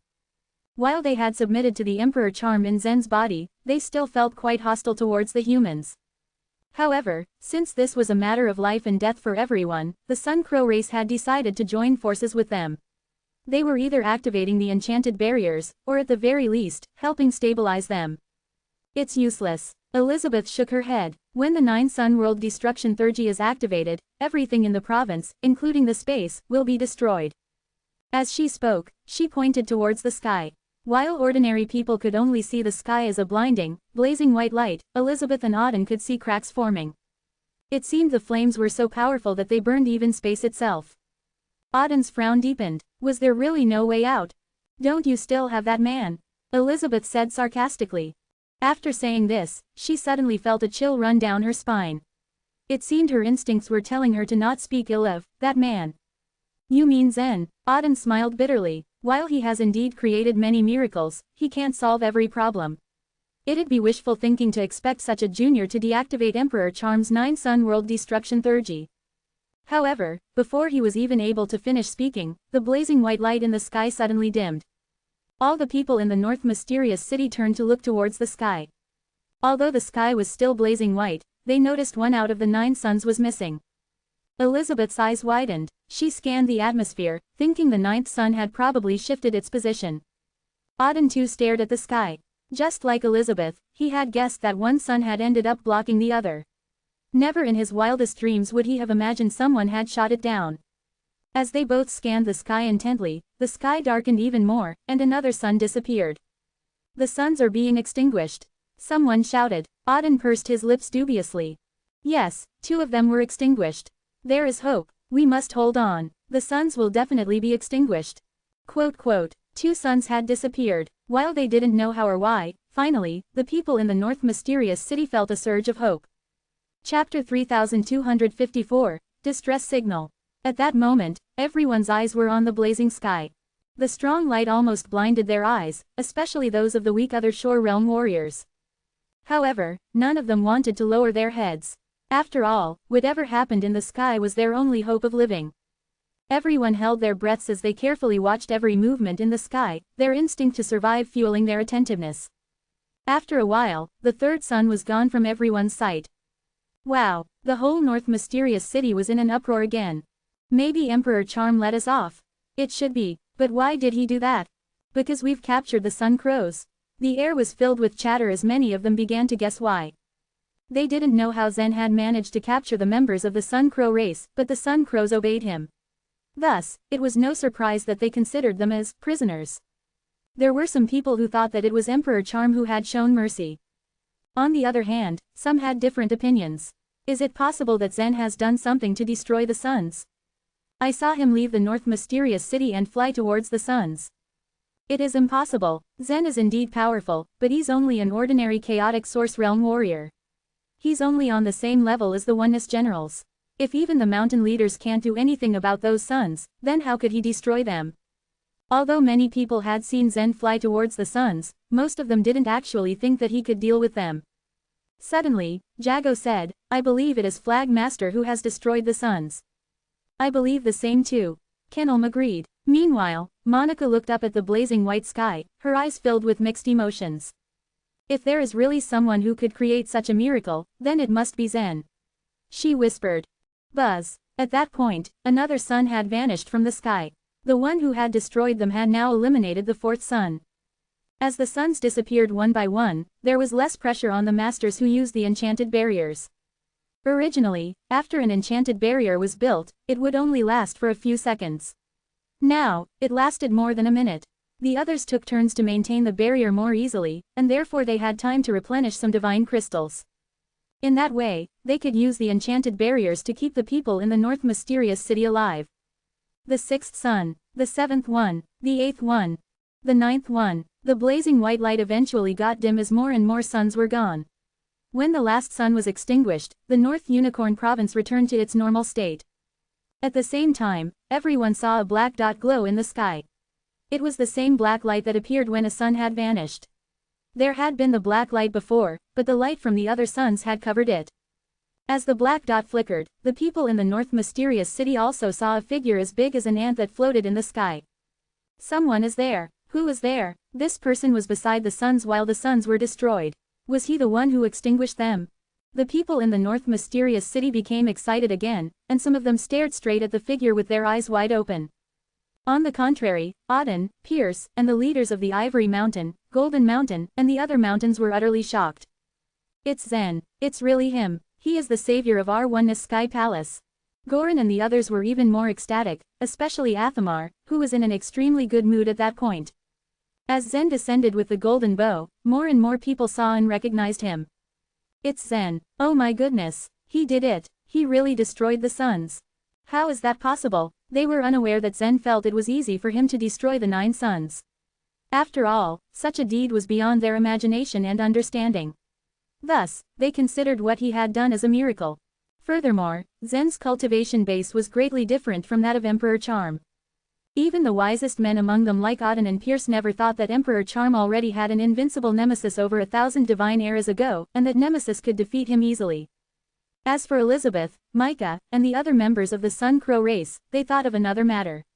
Since Emperor Charm, who was quite familiar with the 9 Sun World Destruction Theurgy, lived in Zen's body, he must have told Zen how to extinguish those suns.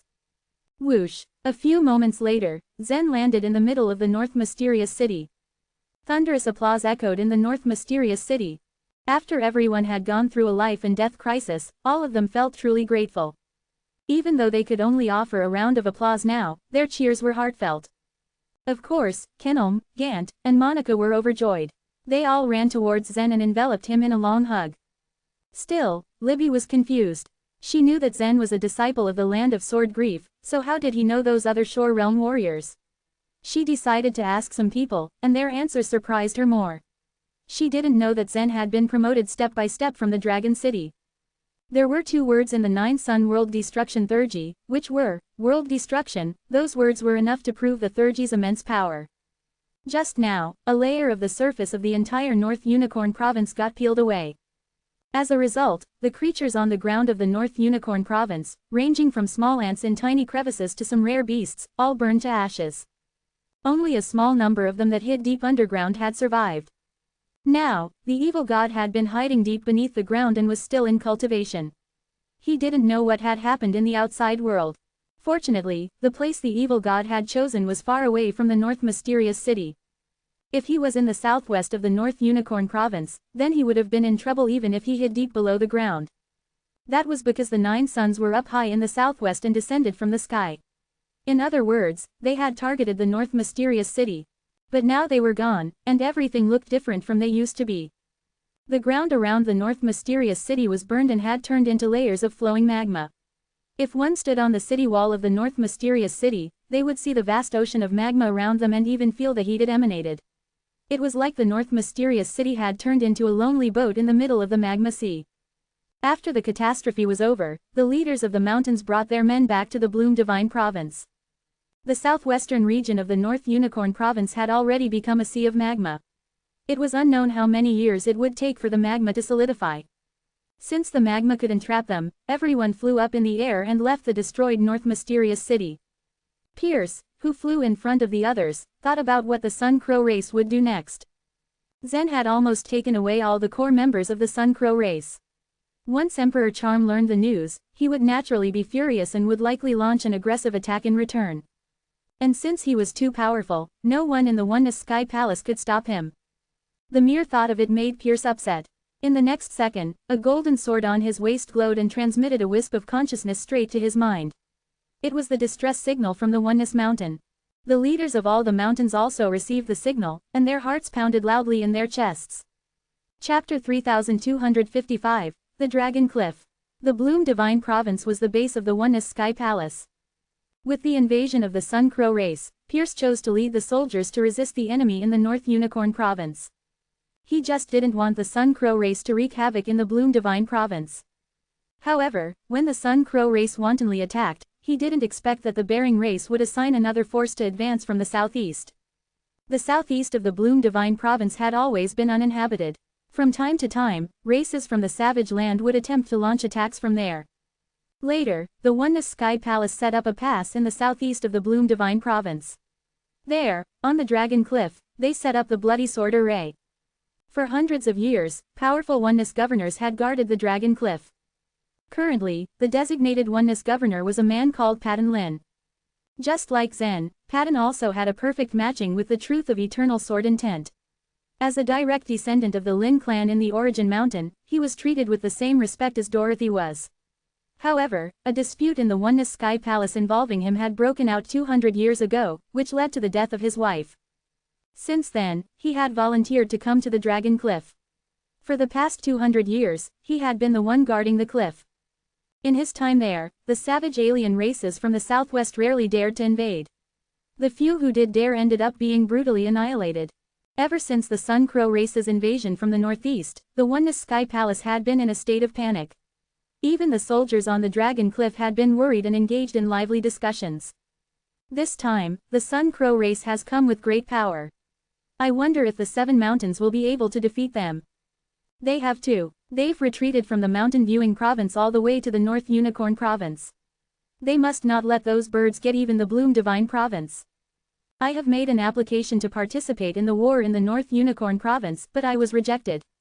There's nothing we can do about that. Fighting against the Sun Crow race is very important, but guarding the Dragon Cliff is equally important. If we leave, what if the savage races seize this opportunity to stir up trouble? As they discussed among themselves, a man in cyan flew towards them. Upon seeing the man, all the soldiers stood up immediately and bowed towards him. Sir, is there any news about the North Unicorn Province? Is our Oneness Sky Palace winning? Did they stop the Sun Crow race in the North Unicorn Province? The man in cyan robe was none other than the Oneness Governor Patton. Patton looked into the eyes of his soldiers. He could tell they were just as concerned about the war in the north as he was. However, it was difficult for news to be delivered across provinces. Even Patton found himself receiving delayed information through communication tokens. He shook his head. I got the news that the battle is still going on. However, the specific situation is not clear. Their hearts sank. Sir, it doesn't matter if the Dragon Cliff is guarded or not. Anyway, those savage alien races won't dare to enter the Bloom Divine Province. Yes, how about we go north? Quote. Patton's expression darkened. Nonsense. We can't leave our post. Even if we do, how much help could you offer them, given your strength? Although Patton was considered a rare talent in the Origin Mountain, his foundation was still shallow. He was probably a bit stronger than Libby, but he was nowhere near the level of Athamar, who was also the Oneness Governor. Even if he led these soldiers to battle, he doubted their presence would tip the scales in their favor. After being scolded by the Oneness Governor, these soldiers immediately shut up. They silently looked at the landscape in the distance. Suddenly, rays of red light burst out from the patterns in the front of the Dragon Cliff. Patton and the others present frowned at the sight of the red light. Speak of the devil, those savage aliens really decided to pick a fight now. A soldier said fiercely. Another soldier drew his sword. Humph, and I just wanted to vent my anger. Perfect timing. All of them were no strangers to slaughtering the savage aliens. Patton eyed the rays of red light in the distance warily. Instead of giving orders, he stood still, as though deep in thought. After a while, he finally said in a low voice, "Things are not good." "Sir, what's wrong?" a burly soldier with a huge sword resting on his shoulder asked. Normally, Patton would resolutely start giving orders at this point. How come he was so hesitant today? He couldn't imagine Patton being scared. After all, he was their fearless leader. Patton pointed at the rays of red light. The bone array, the dream array, and the spiritual array have been forcefully destroyed. But what about the secret array, the picture array, and the darkness array? Then, the others also sensed that something was amiss. As they kept their eyes glued to the red light, their expressions grew grave. The bone array, the dream array and the spiritual array were arranged behind the other three arrays, the secret array, the picture array and the darkness array. Since the former three arrays had been destroyed, the latter three ones should have been in worse shape. However, they couldn't determine the condition of these three arrays now. This probably meant that the secret array, the picture array and the darkness array had been cracked. Those savage aliens had all sorts of powerful talents, but their intelligence was generally inferior to that of humans. How could they possibly crack such intricate arrays? The red light meant something, that there were extremely powerful array breakers among the intruders. This ultimately meant these intruders were not savage aliens. In the currently delicate situation, they needed to be on high alert for any tiny change. "Activate the bloody sword array," Patton finally ordered. The bloody sword array was the greatest sword array on the Dragon Cliff. It had only been activated 3 times since the Dragon Cliff was built, not long after the Oneness Sky Palace was established. Since Eastern Emperor Tai himself eliminated the 3 major savage alien races, the bloody sword array had never been activated again. Buzz! Streaks of blood-red light flashed around the entire Dragon Cliff. The huge cliff resembled a giant dragon stretching its neck to look at the sky. With the bloody sword array activated, it was as though the dragon was coming to life. An immense aura soared into the sky, flowing forth from the Dragon Cliff. Patton stood atop it, gravely surveying the scene before him.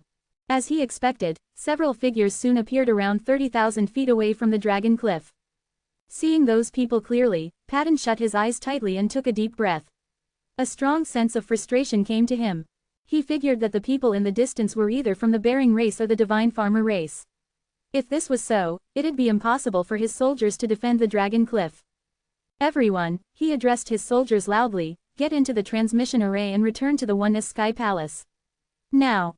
At the sight of the enemy, the soldiers gasped in horror. However, despite their initial fear, they still felt there was a chance they could fight their enemy.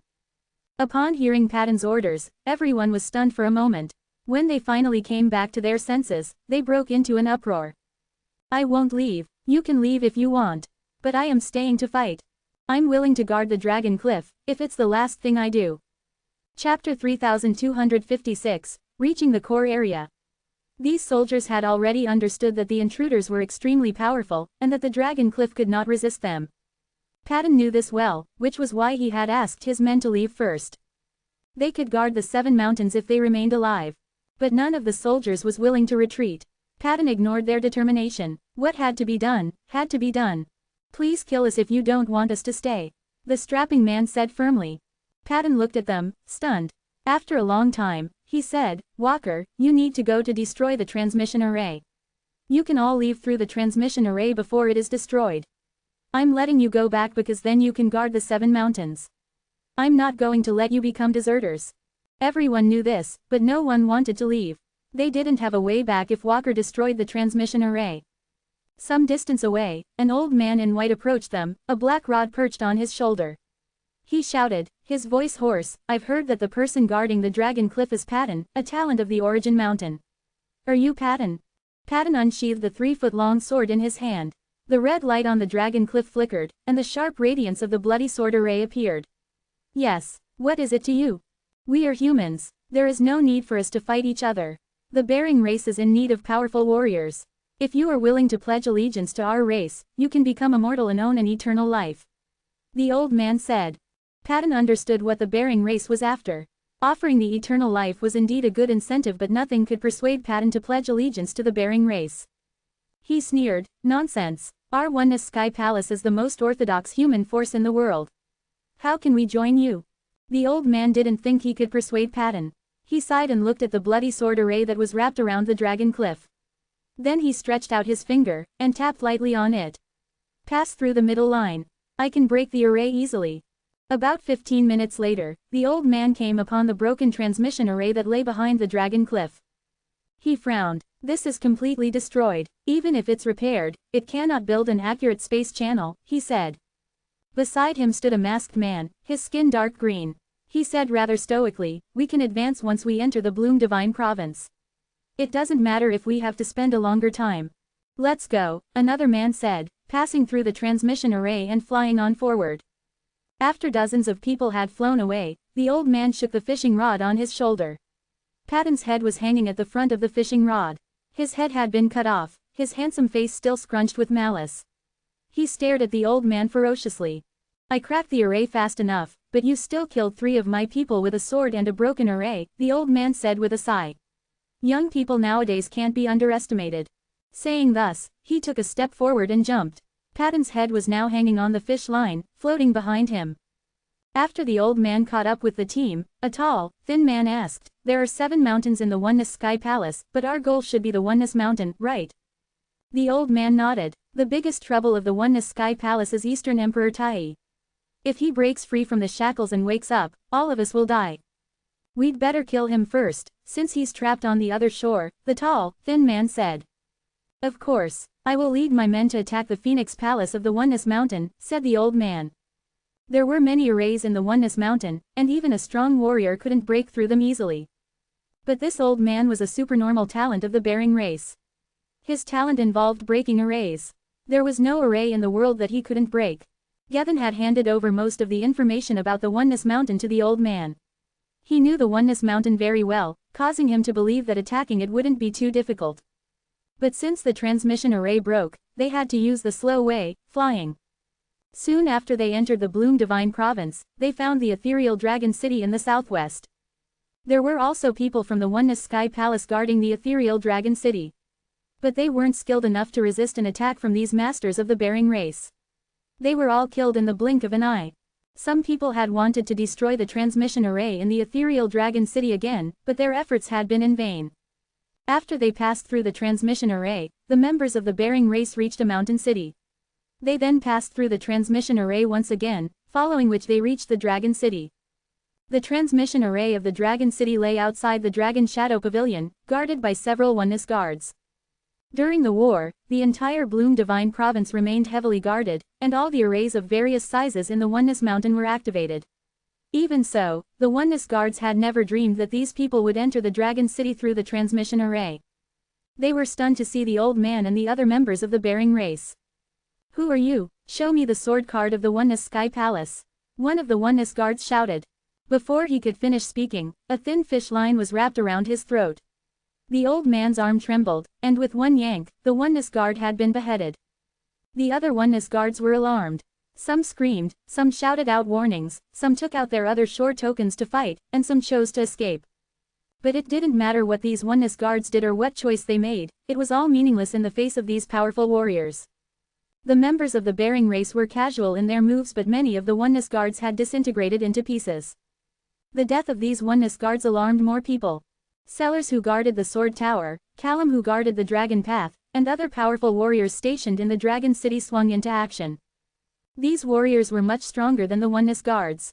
But since the members from the Bering race were as powerful as Athamar, they couldn't take them seriously. In the next 5 minutes, many people in the whole Dragon City were massacred and the city was destroyed. The old man's wrinkled face looked bored. He looked up at the Oneness Mountain. The mountain's protecting arrays had already been activated. I'd prefer to break the arrays as against killing, he said, carrying the fishing rod to the Dragon Path. Blazing flames shot up everywhere in the Dragon City. The Truth Library, the Best Swords Shop, and other places were all now burning. Those warriors of the Bering race slaughtered people and burned the Dragon City before flying into the air and following the old man. The old man climbed up the mountain, breaking all the arrays on the way. Regardless of the extraordinary power of the various strange arrays on the Oneness Mountain, he could figure out their essence and easily break them. He climbed to the top of the Dragon Path in less than 3 hours. He led the crowd, but did not move towards the 3 sword sects. They had no interest in either the flow sword sect or the killing sword sect. He made a detour from the side of the dragon path and went to the Phoenix Palace. News had been sent back to the Seven Mountains about the members of the bearing race attacking the Dragon Cliff.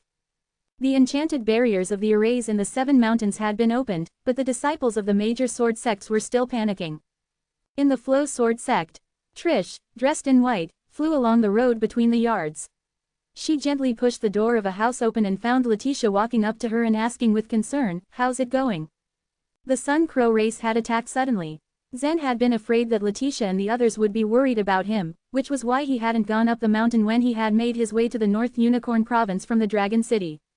It was quite a while before Letitia got the news that the Sun Crow race and the Oneness Sky Palace were fighting, and that Zen had joined the Oneness Guards to fight the Sun Crow race. Letitia was worried about Zen. But after having gone through so much with Zen, she knew that Zen was able to resolve the crisis.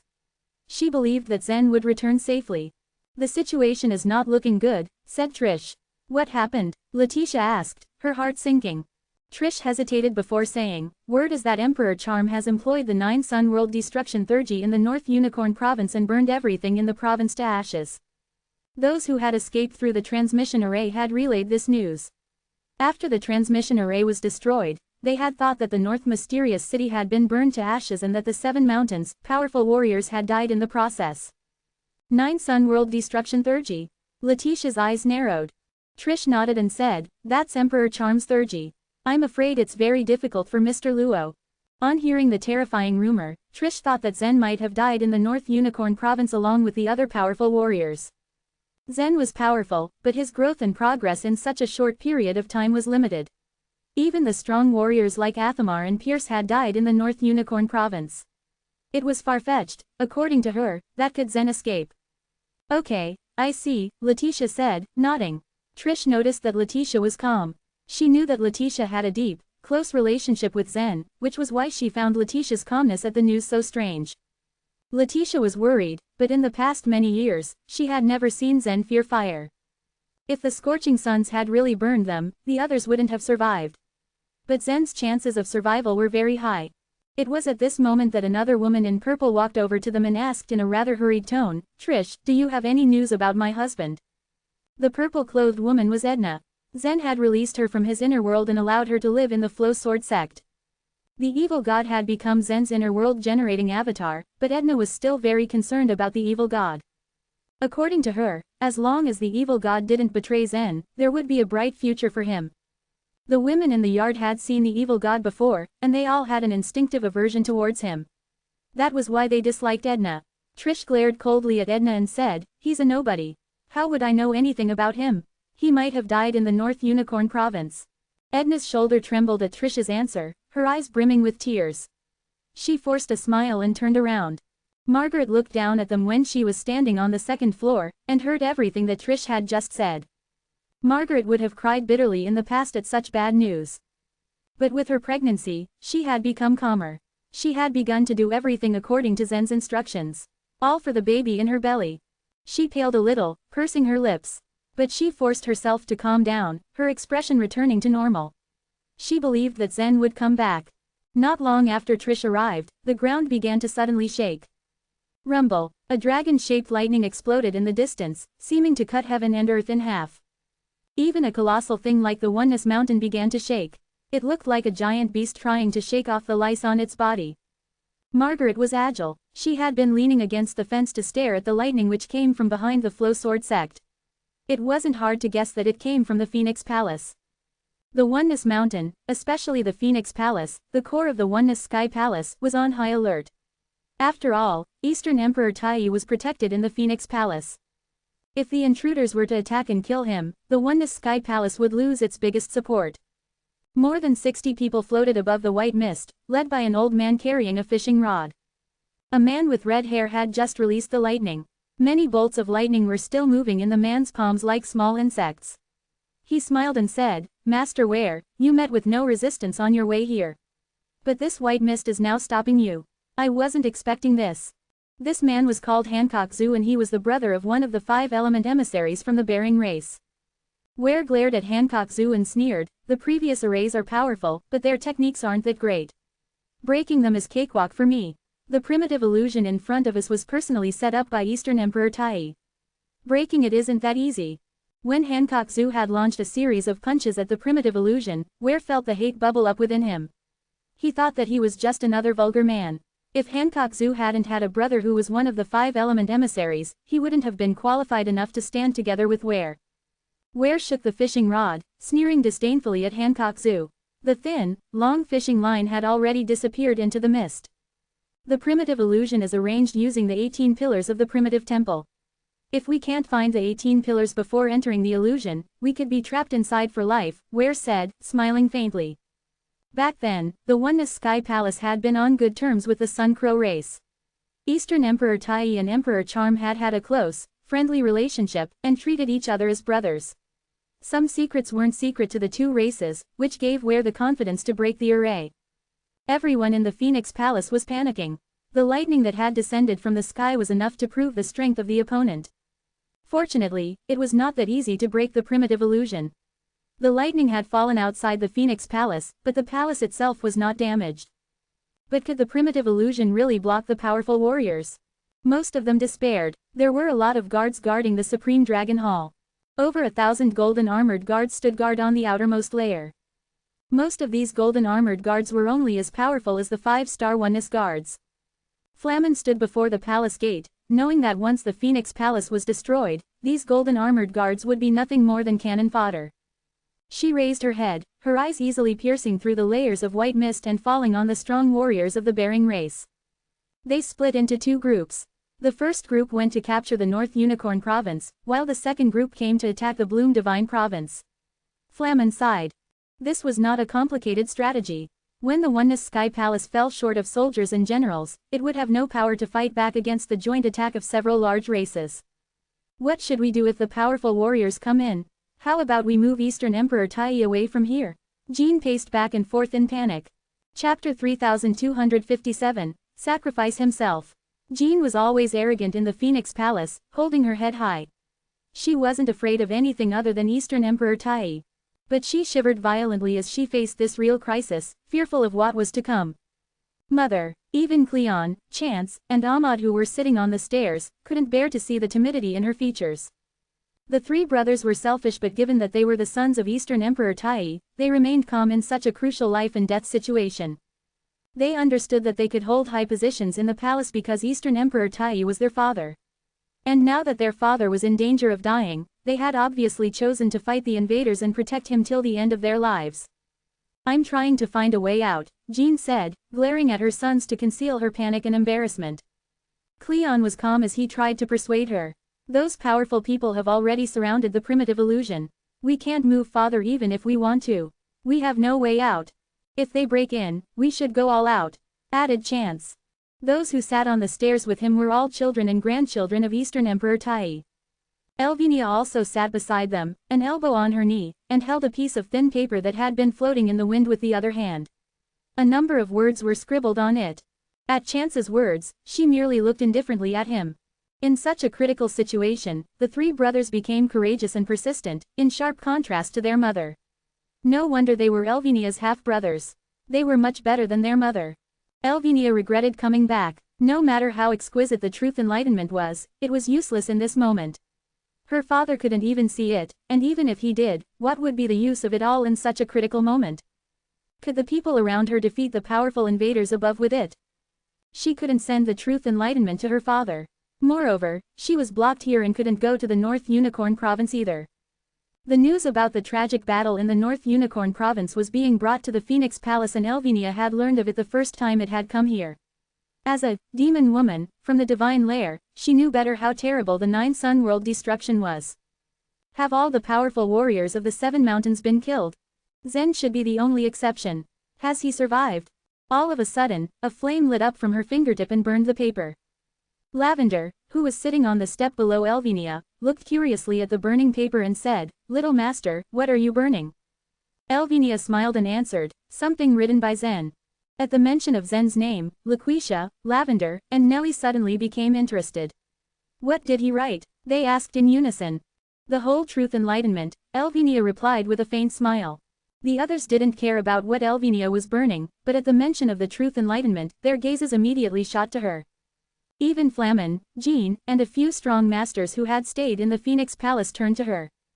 Flamen asked, "Is that why you came back to the Phoenix Palace and wanted to meet your father?" "Yes," Elvenia said simply. "Why didn't you tell me this before?"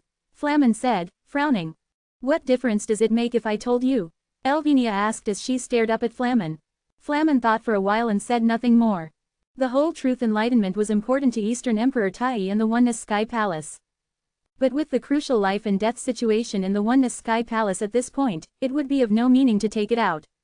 But it shouldn't have been burned. "That's the truth enlightenment," Jean exclaimed, glaring at Elvenia.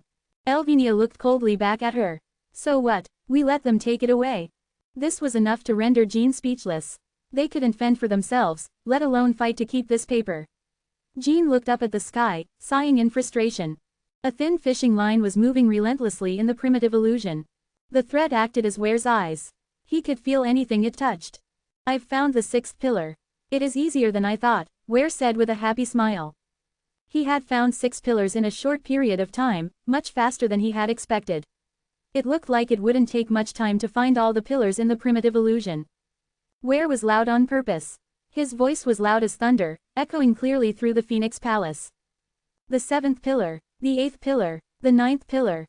Every time Ware counted a number, the hearts of the people in the Phoenix Palace would tremble and skip a collective beat. The 16th pillar, the 17th pillar, the 18th pillar. Buzz. The thin thread emitted a cyan light in the primitive illusion that penetrated the thick white mist with ease. The white mist that had been lingering over the Phoenix Palace all year round dispersed in an instant, revealing only 18 bare pillars.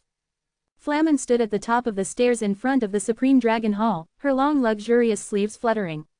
She looked at all the people sitting below and said firmly, "We have no way out. If Eastern Emperor Tai dies, we all will die.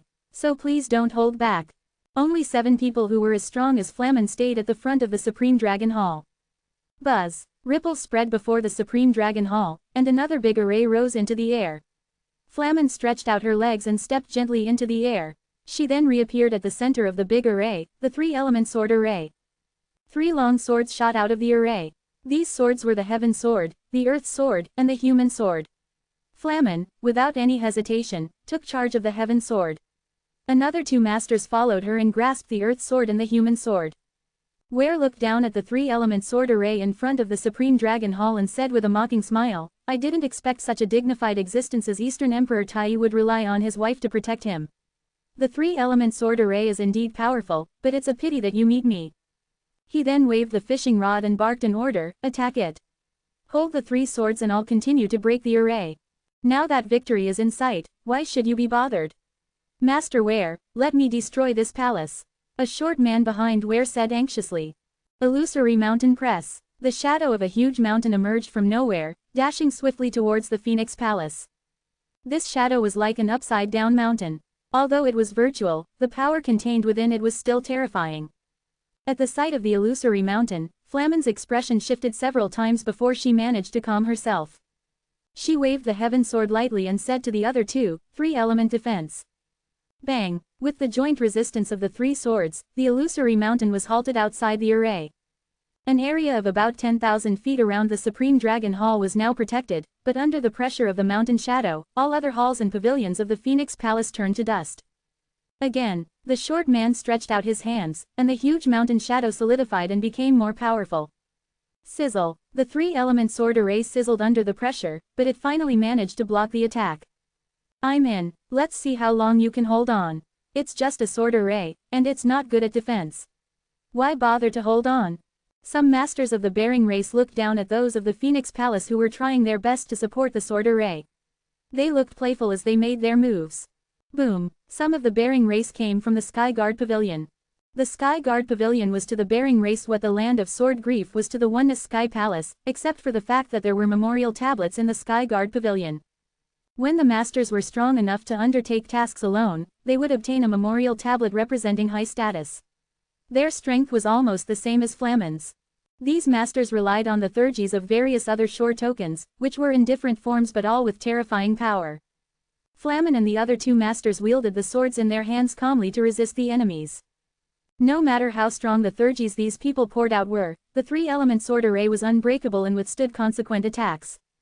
Lavender, Nellie, Laquisha, hide behind the Supreme Dragon Hall, Elvinia said suddenly. Why? Lavender asked, confused. Once this array is broken, you can take the opportunity to escape. Their target is my father. They won't do anything to you, said Elvinia. As the daughter of Eastern Emperor Tai, Elvinia was determined to live and die with her father. But she didn't want Lavender and the other two to die with her. After all, they still had Zen. Little master, let's run away together.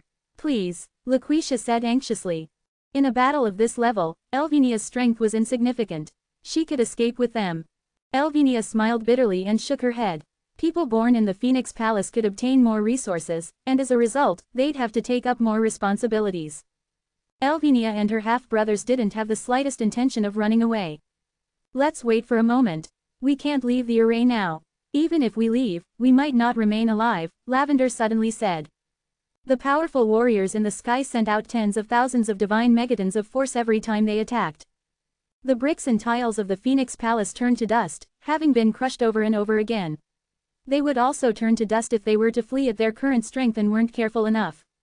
This round of attacks lasted for a while, and once they ended, the expressions that the powerful warriors from the Sky Guard Pavilion wore changed.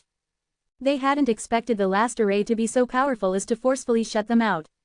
Master Ware, I'm afraid it's not that easy to destroy the array with brute force. Please help us, the short man said deferentially. The short man hadn't expected a mere sword array to so easily block all his attacks. An unfathomable smile on his face, Ware said, the Supreme Dragon Hall is protecting the real body of Eastern Emperor Tai. The last array won't be so easy to destroy. With your forcible attacks, you may not be able to destroy it even in a few days and nights. As he spoke, he threw the fishing rod again. Whoosh! The thin fishing line fell from the sky and rolled towards the three-element sword array below. Flamen raised her eyebrows at Ware's action. The thread wrapped around his fishing rod was his other short token called Sky Cloud Thread. With this thread, he could break through almost all the arrays in the world. That was why he had become a great array breaker in the world. With the help of the three-element sword array, Flamen had thought she could still defend them until Eastern Emperor Tai woke up. And now, it was almost impossible. But she had no other choice.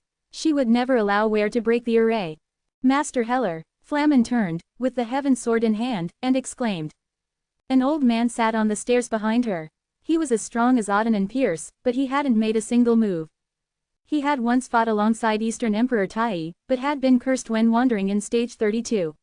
He had encountered a kind of other short token with negative effects which, when touched, forcefully laid the curse on his inner world. His strength had greatly reduced since. Over the years, Eastern Emperor Tai had used a special method to help him suppress the curse. The curse was so powerful that it consumed a lot of energy just to suppress it each time. Master Heller was loyal to Eastern Emperor Tai, who had helped him survive. He felt that he had become a burden to the Emperor and wanted to die. But he had changed his mind a while ago. Zen got 2 hearts of accomplice in stage 13. One of them was presented to Eastern Emperor Tai by Athamar. The other short token was powerful, but it would cause the owner to sacrifice themselves. It was not difficult to find a person willing to be sacrificed in the Oneness Sky Palace. But Master Heller was also present at the time. His eyes lit up as he learned about this other short token. He applied to Eastern Emperor Tai to merge with the Heart of Accomplice. At least, he'd no longer be a burden after fusing with it. He would be qualified enough to fight the top masters just like Pierce and Auden and perish alongside them. Seeing that Master Heller was desperately seeking death, Eastern Emperor Tai agreed to his request. At least he would want to live on after he had merged with the Heart of Accomplice. They would never let him die until the last moment. Neither Flamen nor Eastern Emperor Tai had expected that this last moment would arrive so soon. At her call, Master Heller suddenly stood up and laughed harshly, soaring into the sky. Ha ha ha, Array Breaker, do you still remember me? Master Heller asked, tucking his silver hair behind his head. Ware had controlled the thread to break the array. At Master Heller's shouts, he looked up and said casually, a loser from hundreds of years ago. You haven't died yet. The Bearing race had had a hand in the curse on Master Heller. At the time, even Eastern Emperor Tai had suffered a great loss. Are you disappointed? Master Heller said with a relieved smile. I'm going to die today. Ware merely looked at him before saying, help him. At this order, those next to Ware made to move towards Heller, but the loud sound of a heartbeat broke through the air. Bump, bump, bump. Breaking the array using the sky cloud thread had demanded a great deal of effort and attention from Ware. What was more, Flamen was constantly changing the array to disturb him. And now, the sudden heartbeat was having a great impact on his mind while greatly confusing him. Where was this sound coming from? Master Heller continued to laugh loudly. I'm going to die today, but I won't die alone. What do you mean? Ware finally realized that something was wrong. The sound of heartbeat grew louder and louder. Bump, bump, bump. Ware was also a man with vast knowledge. All of a sudden, he realized what could be wrong. Ware hurriedly stopped the men beside him from making a move and said, "Dang it. Stop, it's the heart of accomplice. He actually has it." Master Heller laughed a sinister laugh. "Stop, you think I can't die just because you stop?" Swoosh, a shadow of a heart appeared above his head, the heart of accomplice. It then lit up, he had burned this other shore token. Chapter 3258, Insist. There were a few records stating that Lord Shah was killed by the heart of accomplice, and no one had ever burned this heart. Splash. As the heart of accomplice began to burn, so did the entire body of Heller. This was a special reaction of energy, only possible with the heart. Aside from it being rare, it was also severe torture. Even Heller, a powerful warrior who had reached the ultimate level of the indigo soul, couldn't find it in himself to endure it. However, though his face expressed pain, his eyes shone excitement. He was just happy that a loser like him could still help Eastern Emperor Tai before he died. Splash. As Heller's body burned, a wave of fright struck Ware. Just then, a sharp pain pierced through his back that sent a burning sensation all over. Apparently, this was the consequence of Heller burning the other shore token and violating the truth. "Help, please help me," Ware wailed in pain. The strong warriors surrounding him were stunned, their faces shifting from confident to serious. But no matter how much Ware cried out for help desperately, they didn't help him. Instead, they kept retreating backwards. "Kill him, kill that old man and we might be able to save Master Ware." Attack. These people knew that it was all because of Heller. If they killed him, they could save Ware. Swish, swish. All of a sudden, two men soared down from the air. The one on the left held a spear, while the one on the right held a halberd. Don't kill him," Ware pleaded in agony. If Heller died, he would definitely die along with him. However, his voice was too weak for anyone to hear. Meanwhile, the two men were so determined to save his life that they didn't hold back. A bright light flashed and the spear and halberd turned into two beams of lightning that pierced through Heller's body. Puff, puff. In one instant, Heller was sliced cleanly into two pieces, and so was Ware. However, as this happened, the burning did not ever cease. After a few moments, the two were burnt to ashes. In front of the Phoenix Palace, Flamen paused and looked up into the sky, her face filled with grief. The reason why Eastern Emperor Tai was able to expand the Oneness Sky Palace was that he'd been assisted by loyal elders. It seemed that until their very last breaths, the elders played their roles to the fullest extent. Right in the sky, the strong warriors of the Bering race had to witness Ware die, but they could do nothing to stop it. After a long silence, Hancock cocked his head and spoke out, "Since Master Ware has died, we have no choice but to break the array by force. Although it is difficult to break the three-element sword array, there is still a solution. Guys, come on, we shouldn't lose hope." Although everyone had been weary from Ware's death, Hancock's words easily lightened up their moods. Eastern Emperor Tai still stayed hidden in the Supreme Dragon Hall below. As long as they destroyed the final array, they could kill him so easily. It was their final goal. "It's just an array, we must work together to break it. It shouldn't be so difficult to get rid of that woman who guards the array. Everyone, come with me." People screamed and cheered in confidence. Just then, a small oil pot appeared and hovered over Hancock's head. A flame burned in the mouth of the pot. This was a famous treasure that produced endless flames using blood. Hancock took out a small blade and sliced a small part of his wrist. He then held his wrist over the pot, letting the blood drip. Then he grabbed the oil pot and made its mouth face the array. Instead of blood, black fire oil poured out of the pot. This fusion of fire and oil helped him form a huge flame waterfall. Though the flame seemed like any other flame, it had astonishing power to never go out. Once it was attached to something, it would never extinguish unless the oil burned out. Guards. Seeing the flames, Flamen spun around and summoned the guards for help. With one word from Flamen, one guard jumped up and an icy blue vortex appeared above his head. This vortex caused a huge icy storm that swept over the fire oil, forming an ice column more than 10,000 feet high. However, because the fire oil was so powerful, it would only melt the ice column eventually. Another guard who observed for a while decided that it was time for him to take action.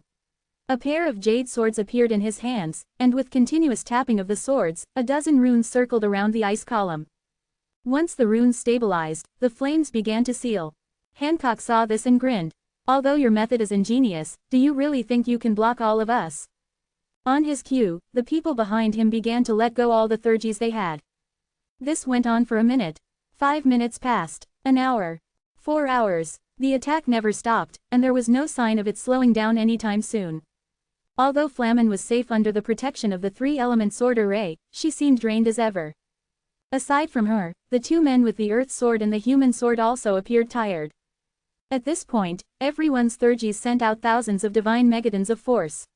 Some of the methods were strange, so they had to constantly change their array to deal with them. Even if Eastern Emperor Tai stood in the array for hours, there would be a point wherein he would not be able to withstand the attacks, let alone Flamen. Lady Flamen can't hold on much longer. Lady Jean, could you replace her? I can't control the three-element sword array. It's very difficult to control the heaven sword. I'm afraid I can't do it either.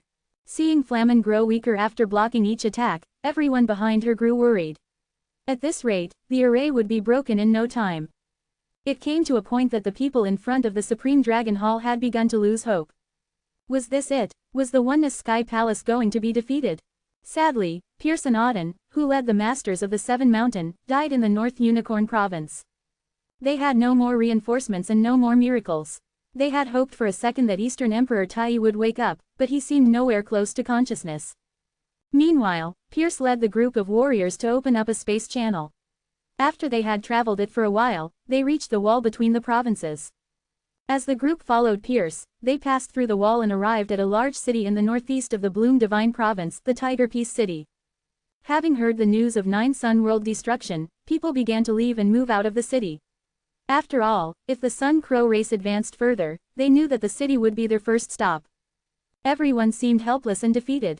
With the Masters killed in the North Unicorn Province and the destruction of the Oneness Sky Palace, it seemed like everything was just falling apart. Even if the people living in the Tiger Peace City retreated, where would they go? After everything that had happened, the Clear Lake and the Seven Mountains could not put a stop to the Sun Crow race. But just as everyone was about to surrender and let their guards down, a voice rang through the crowd. They are back, thank goodness they're still alive. Chapter 3259, Destroying the Sword Array. Under Pierce's leadership, the powerful warriors of the 6 mountains, the Oneness Generals, the Oneness Guards, and the warriors of the other shore realm of the 12 passes appeared in the sky. All the people in the Tiger Peace City looked up and found themselves cheering when they saw Pierce leading the troops.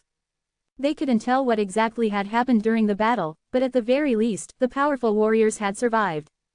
Just as they arrived at the Tiger Peace City, someone appeared in the transmission array, looking agitated. He rushed out, and when he saw Pierce and the mountain leaders, he was dazed for a moment before coming to his senses and excitedly saying, "Masters, it's so great to see you're safe and sound." The man came from the Origin Mountain. Since the Bering race invaded the Phoenix Palace, once they dealt with Eastern Emperor Tai, their next target was likely Yasmin of the Origin Mountain. Even the Origin Mountain couldn't escape the calamity. As the Oneness Sky Palace was stuck in such a situation, they were all in despair. The man had been sent to the Tiger Peace City to inquire about the situation of the battle in the North Unicorn Province.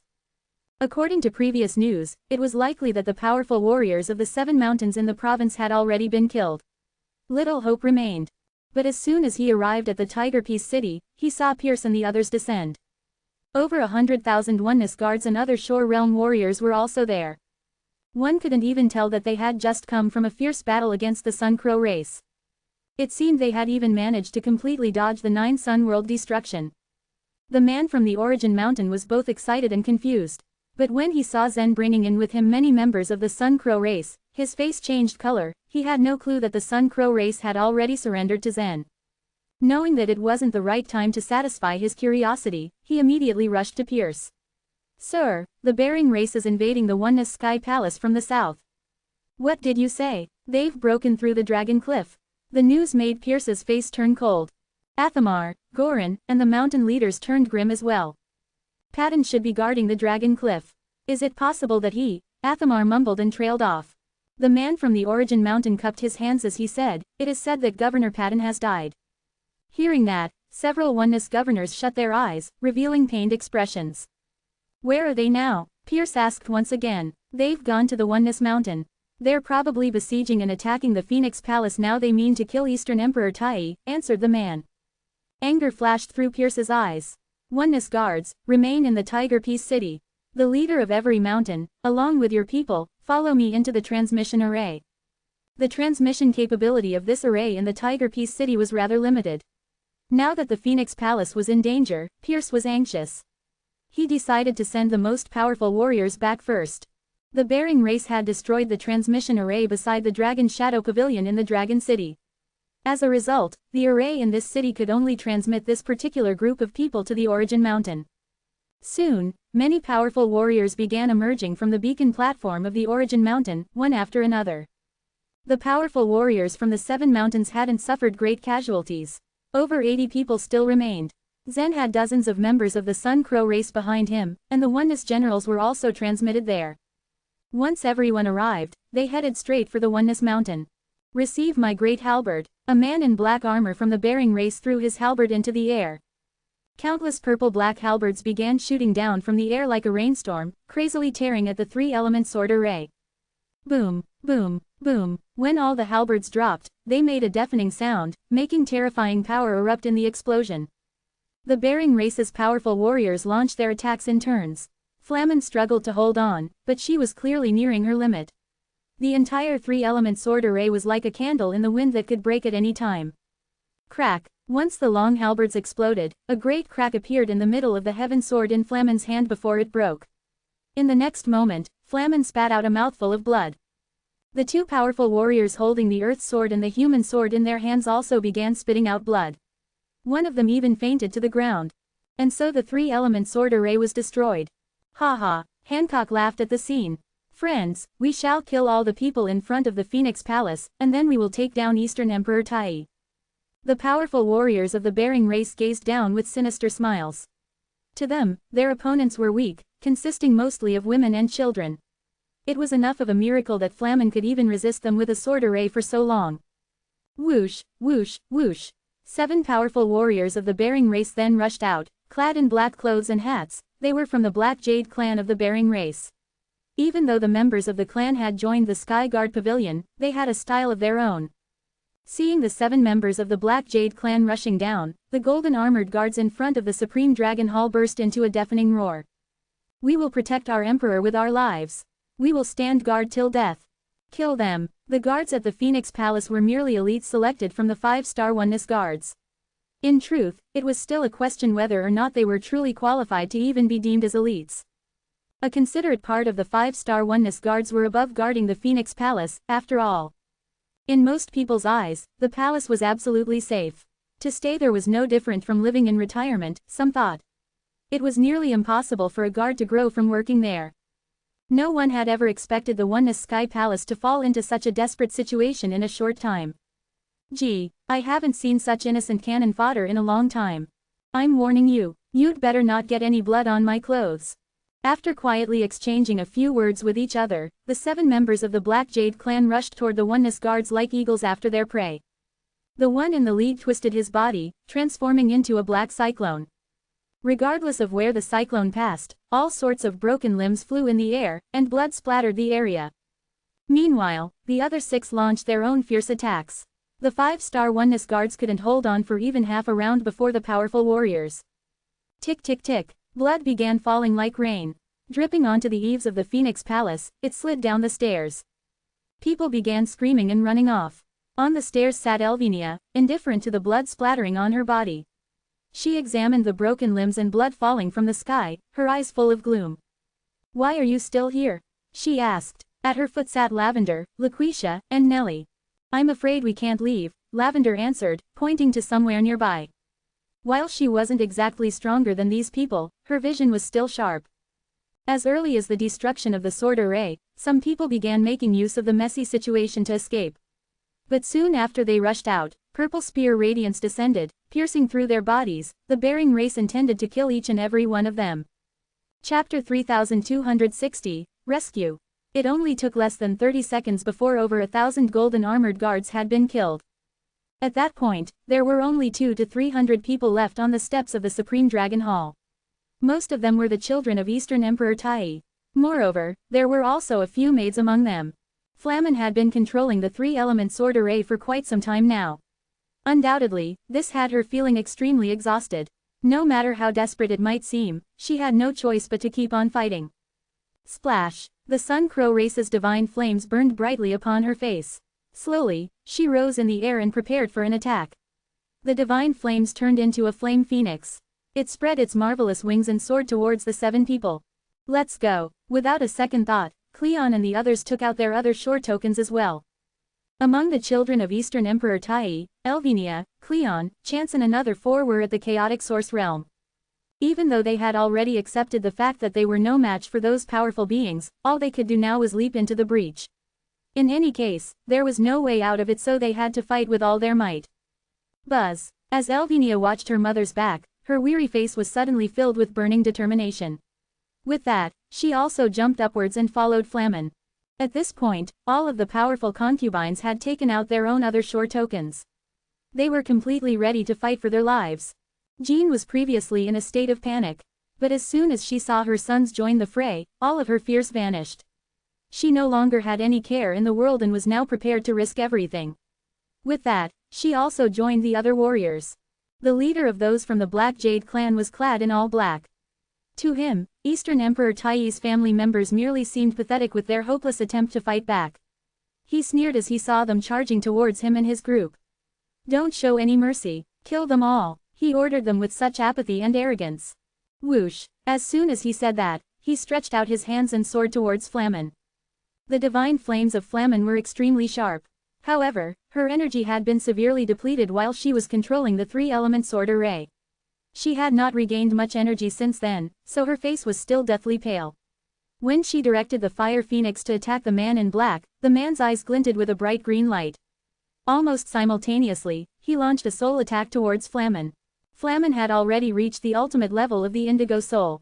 Therefore, her soul was extremely stable. Under normal circumstances, she would not be afraid of the soul attack at all. However, she was utterly exhausted now. So now, she could not withstand it. When the soul attack hit her, she instantly felt dizzy. Seeing this, the man in black took advantage of this window of opportunity to get near her. He had a dagger equipped in both of his hands. He used them to attack and aimed them at Flamen's neck. Whoosh, whoosh, even though the 2 daggers seemed plain and ordinary, their explosive power was actually insanely terrifying. Fortunately, Flamen was a well-known master. After countless years of nurture, the chaotic source spirits in her body had been absolutely strong. Her seemingly delicate neck had effectively withstood the attack. But as the chaotic source spirits helped her block the damage, they instantly felt worn out. If she was slashed with those daggers again, she would definitely die. Good thing she finally regained her consciousness at the most critical moment. Flamen gritted her teeth and swerved. She stretched out her hand and gave a sudden blow. Take this. The divine flames looked like petals attached to her palm. With a gentle flick, the heat evaporated instantly. The man in black's initial plan was to launch another slashing attack. But right now, he had no choice but to fall back for a bit. However, he only took a step back and vanished. With the speed of light, he immediately reappeared behind Flamen, stabbing one dagger deeply into her back. Puff! Just as the other dagger was about to slash at her head, a figure rushed towards them. Mother! The other person cried out in shock and fear. Flamen was in extreme pain from the attack. Now, she also looked very anxious when she heard Elvenia's voice. This was not the battle Elvenia could participate in. But at this moment, Elvenia didn't care about anything else. She had to save her mother. She activated the power of the other shore token in her body and quickly held onto the man's arm as tightly as she could. Unhand me, the man in black commanded. He didn't expect that Elvenia would appear out of nowhere. In his anger, he gathered his strength in his arm and instantly struck her with his elbow. Undoubtedly, a warrior with such terrifying power could easily split mountains and earth with his strength. This elbow strike contained over 10,000 divine megatons of force. The blow hit Elvenia's chest. In an instant, she went limp and fell down from the sky like a stone sinking into deep water. No, Elvenia! Flamen screamed in pain and anguish. Seeing her daughter struck down, she released even more blazing divine flames.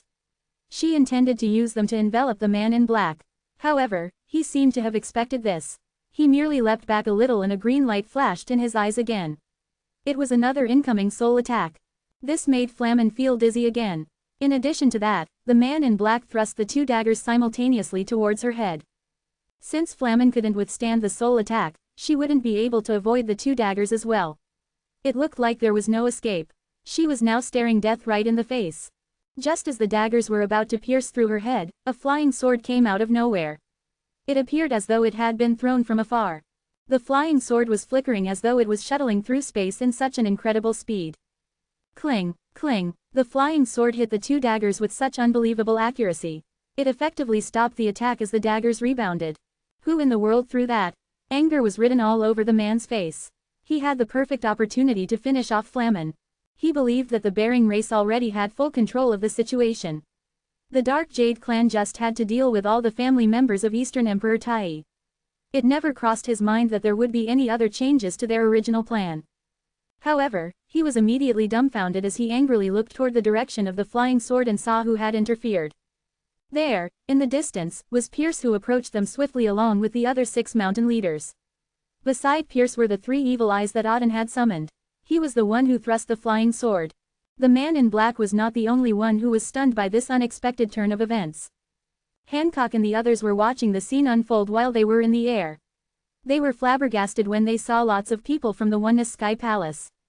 Isn't the main force of the Oneness Sky Palace currently being suppressed by the Sun Crow race?